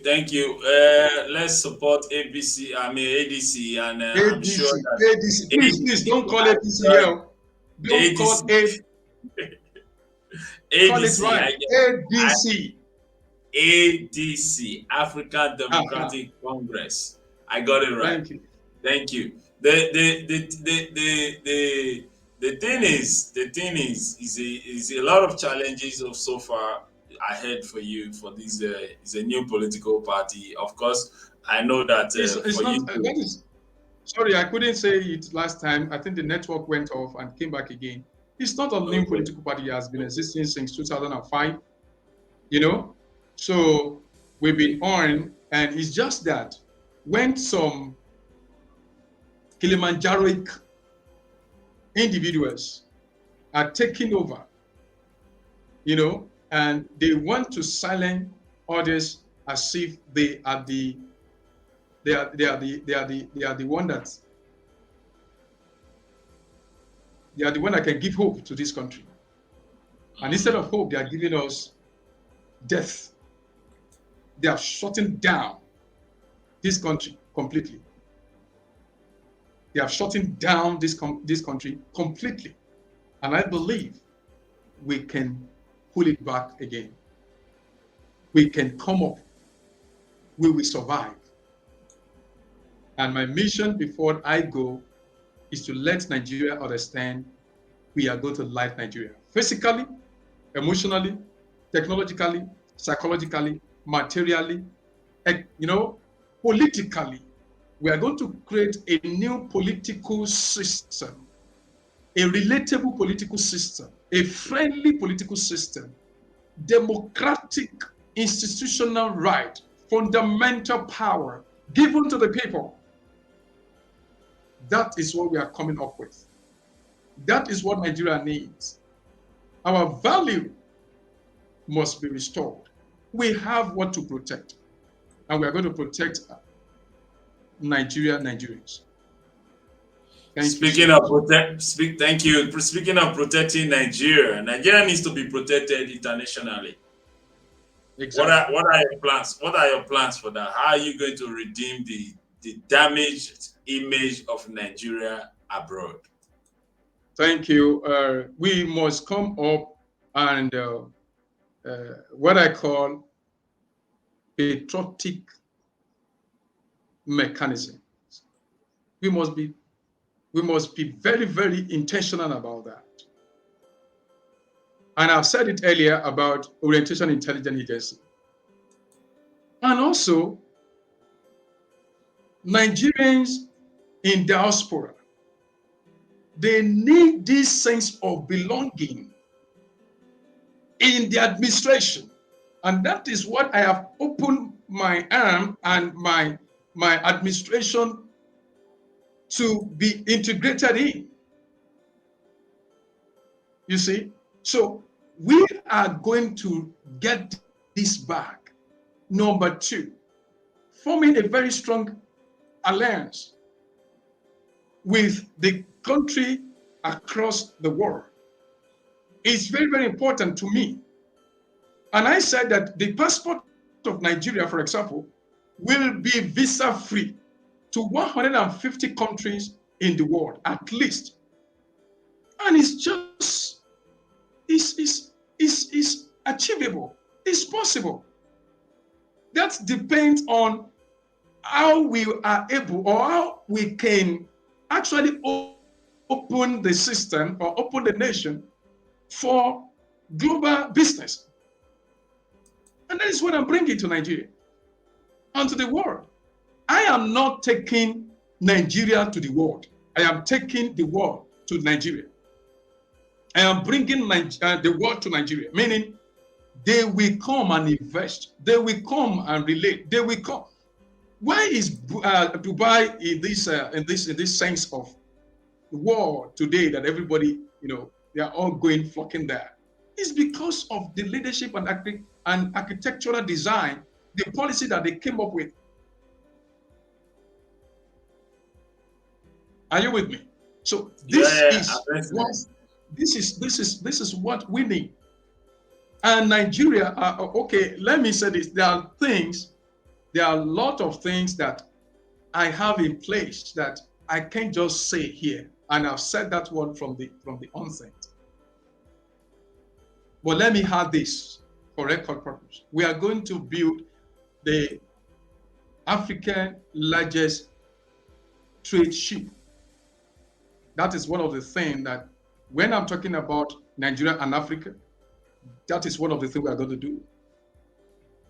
African largest trade ship. Do you know how much that one will be bringing to the continent or to Nigeria, let alone? I think you are going to be president of Nigeria. Why don't you focus more about Nigeria than the continent for a start? Because the people need to actually get to buy into your vision before. I know that once I have said this before in one of my subsequent posts that I'm not sure that they passed, apart from Obasanjo, I'm not sure that some of the presidents that have actually come out of Nigeria are aware that a president of Nigeria is a president of Africa. I'm not sure they are aware of that. So I understand that concept, but that is it, my brother. You see, if you detach yourself, you are talking about foreign policy. You are talking about bridging the Nigerians in diaspora together. Nigerians are in Ghana, Nigerians are in Morocco, South Africa. You know what happened in South Africa some times ago. Nigerians are in everywhere. So how are we going to be respected when I don't talk about where they are? Their welfare is very important to me. Your welfare where you are is very important to me. Pastor Sunday Adelaja, what is happening in Ukraine? I messaged him and I said, please, how are you and your family? And I also asked about the safety of Nigerians that are there. Fight is going on. What is going on in the world? So it is not about Nigeria alone. Of course, I've talked extensively from my past interview with different organizations and professionals, individuals across the globe. I've talked some of these things, and I'm saying this to you so that you will put it in record on your TV that it is not only Nigeria alone. The entire Africa must be salvaged. And I believe that if you rescue Nigeria, Africa will be salvaged. Africa will be blessed. Africa will be rescued. Africa will be awesome. So you just said it now that, as a matter of fact, they are not aware that when you become the president of Nigeria, you're actually the president of Africa. So Africa is very, very important to me, my brother. I can't detach Africa from Nigeria. It's not possible for me. And we are going to talk about it. We are going to make sure that we are intentional about it. I am not leading 200 million Nigeria. I am leading, and by the special grace of God, 1.3 billion. And I'll take them from all this, what we are experiencing that have not been palatable to us, to a place of glory. So Nigeria first, like you said, but while we are talking about Nigerians, don't forget that other countrymen are in Nigeria. And what has not made us productive and awesome is because of the consuming syndrome we have. We are not producing anything. People want to come here and reside in Nigeria. That is why I'm projecting our home for all. Our home for all. Nigeria has the landscape, has everything. We have the land, we have the economy, we have the production materials, the resources to rescue even the world. To rescue the world. Then, brother, I know what I'm talking about. Thank you so much. Thank you. I think it's been almost 2.5 hours, and I have another meeting coming up. In fact, the meeting have started. I want us to go towards the end of this interview as soon as possible, and I'm sure that you are a busy man and you have a lot of things to do. I think the aim is achieved here, and that you are going to be known as a president candidate for the election in the upcoming presidential election. We really want to see you go far, and I would like you to tell us very briefly, sir, your media strategy, because obviously you are not, like I have mentioned to you before, you are not out there yet. What are the plans to put Dr. Favour out there? We need to reach more Nigeria. How are you going to reach more Nigeria?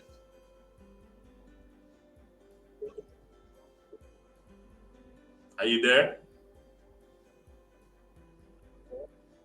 I can't hear you. Sorry, a little I break. said, A little break Dr. Favour, you are vying for a position of a president of a 2 million plus people. What are you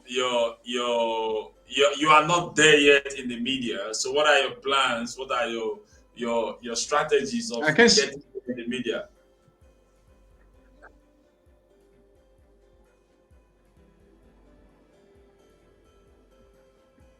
Can you put it on the chat? Or can you hear me now? Yeah, I hear you. Can you hear me? I can hear your question. I was. Can you hear me better now?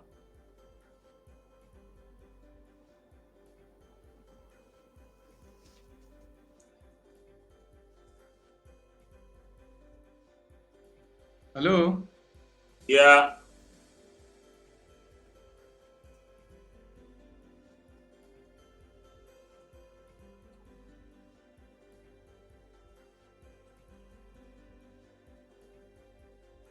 Hello?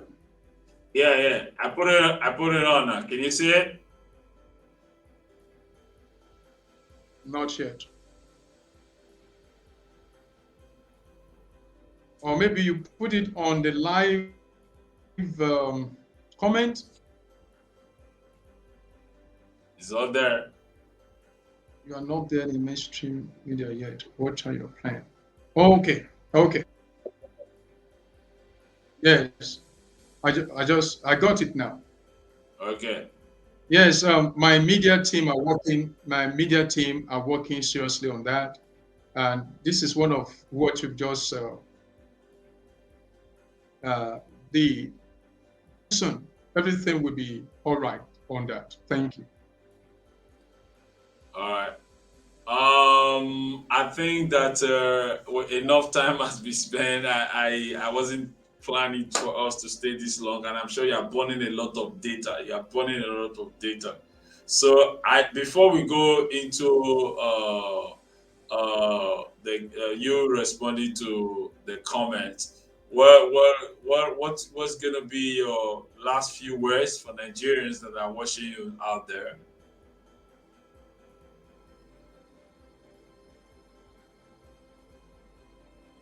Is something happening to the audio Hello? over there? Yeah, something happened to your audio. Yeah. Yeah. Okay. Can you hear me now? What Yeah, was your question? I'm just asking, what are your last few words for Nigerians that are there listening and watching you right now? Thank you. I want to appreciate you once again and appreciate Nigerians that are listening to me all over the world. My word is simple. We can't continue to do the old thing and old way and be expecting a new result. There is a paradigm shift coming, and I believe that it is given to Nigerians to write the destiny of the future by themselves come 2023. So it is a blank check given to them. And I will appreciate them to write Favour Ayodele on the blank check. Because what we are coming on with is much more bigger than what Nigerians are expecting. And I want to appreciate them ahead in advance that everything will be awesome. And lastly, I will never disappoint Nigerians. This is That what I've come to do, and this that is is what we are going to that do is good together. to know. That is good to know. There's a question here. It said, Mr. President, what are your plans for the youth? I think she is trying to re-echo you when you were asking about it, which we Okay, have talked. Yeah, okay. So there is no need to answer that. yeah. We have answered it already. It has been. Yeah. I think we did, but maybe for the sake of emphasis. Yeah, like I said, that we are creating 75%, you know, platform for the youth and the women across board, across the ministry and the rest, and they are going to be part of the presidency, the diaspora's ambassadorial positions in consular.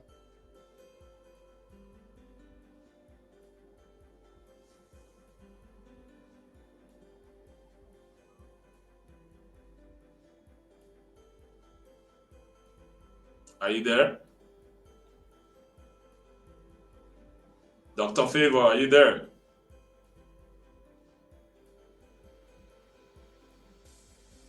Hello? I think where it's been it's been a lot of time and we spent almost 2 hours 33 minutes here. Dr. Favor, I think he is having some technical fault. I was just waiting for him to come say good night to Nigerians, and it's been a wonderful time. And thank you guys, those that are joining us from Nigeria and the US and the rest of them. Thank you guys for responding. There is not much question here. It's actually our first broadcast. There's going to be more coming. And we're going to, in Alaska Spice TV, we'll be discussing a lot of things involving politics, social life, as well as other things that are concerning Nigerian and as well as Africa in general. I'll be bringing people from different parts of Africa, different parts of the world, and we're going to be discussing different kind of things, interesting content for you guys, live recording, and as well as other things are going to be coming up. Please help us to respond to the advice of the page and follow us on Instagram and subscribe to our YouTube channel and as well as Twitter.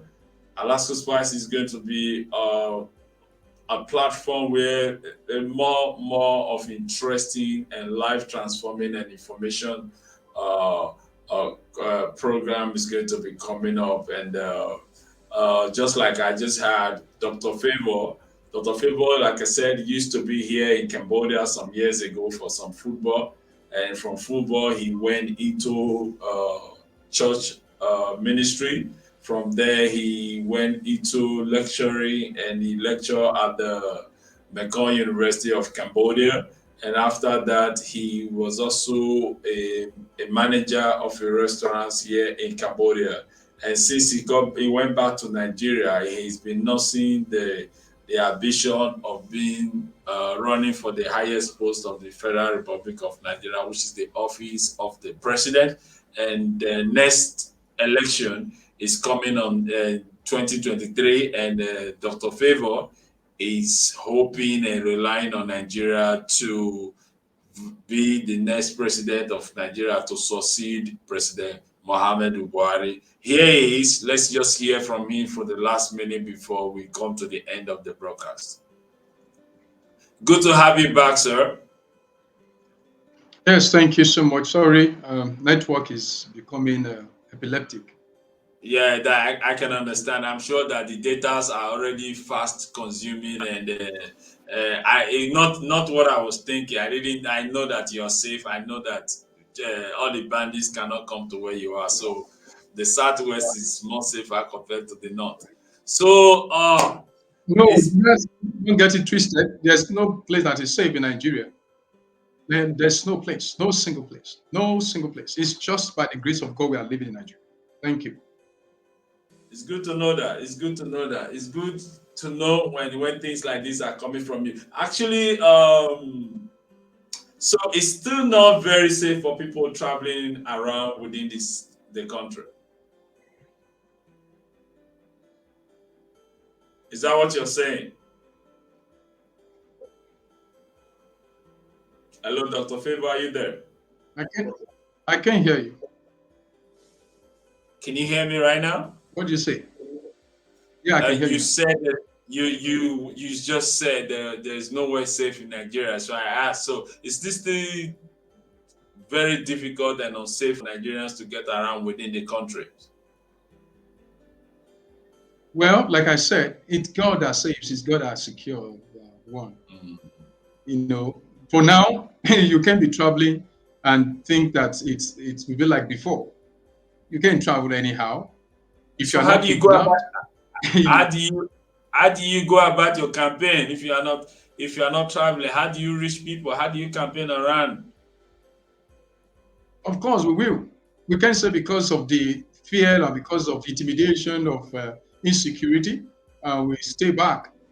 You know, the life of people that are being killed, jeopardized every day, they too, they are human beings. And I told you that I've put my life on the line on this. So we must reach out. It doesn't matter. No matter what is happening, we have to reach out. So, and I told you that I believe in God's factor. And God has been keeping Nigeria anyway, and Nigerians. It's not that the security is so awesome and we are comfortable. All of a sudden, you can just hear boom. It's actually out of it for now, but kidnap, killing here and there, it's sort of is too much. So you just be going, see Fulani henchmen, double cross you and give you a very slap, and the slap you have never received from your father in history. You know. So, but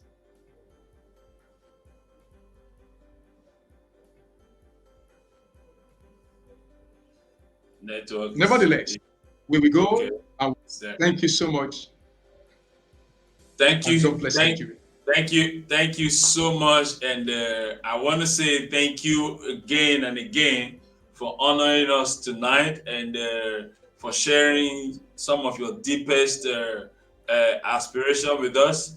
And I really, like, from my heart and behalf of everyone behind us, the camera here, sincerely hope and wish you well, and that Nigerians will buy into your vision, and it will be good that I will have a presidential friend in the Asoro, that I will not look for contract. I promise you that I'm an honest Nigerian, and I want to see a beautiful, safe Nigerians where people can go about their daily living, and more people will come, and our images, whatsoever reputation will be properly be in order, and Nigeria will be good. So thank you, Dr. Favor. It's an honor, and thank you so much for being here for us. So one more last word for you. One last word, just one word, one word. Anything? I love Nigeria, and I'm a That Nigerian. is good. That is good And to God hear. bless I Nigeria. love Nigeria too. Thank you. Thank you so much. Have a wonderful stay, and have a wonderful midweek. God bless you, and God bless Oyo State, and God Amen. bless Federal Republic of Nigeria. Please save your Amen. data and connect with the rest of them. One Thank love. you. Yes. Thank you. That is Dr. Favor. That was a wonderful time. Ladies and gentlemen, I'm coming to an end of this interview. And in case you're new, this is Alaska Spice TV. I'm reaching you live from Phnom Penh, Cambodia, the Daly city of Cambodia, and here in Southeast Asia. My name is Harry. I am a Nigerian. I'm living here.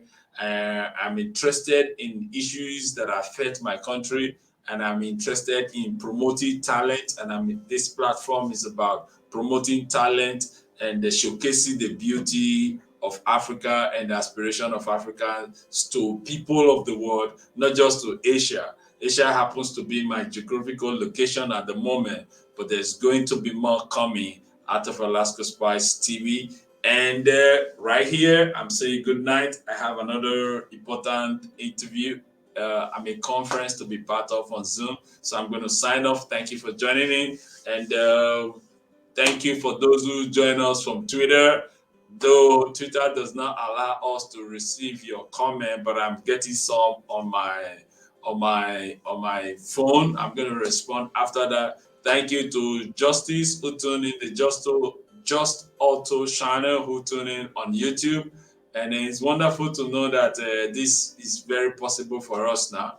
We've been live here on Twitter, Facebook, and YouTube. So when next we're gonna come up, the next guest is gonna be someone who's maybe related to politics as well. But I'll be bringing people from various sector of the country as well as the continent and the other part of the world. Thank you. It's been wonderful. It's been talk and leave. No time to tell time. I'm signing off. God bless you. God bless Nigeria. God bless Africa. My name is Harry. Have a wonderful good night. Boop, boop. Bye bye. See you when you see me.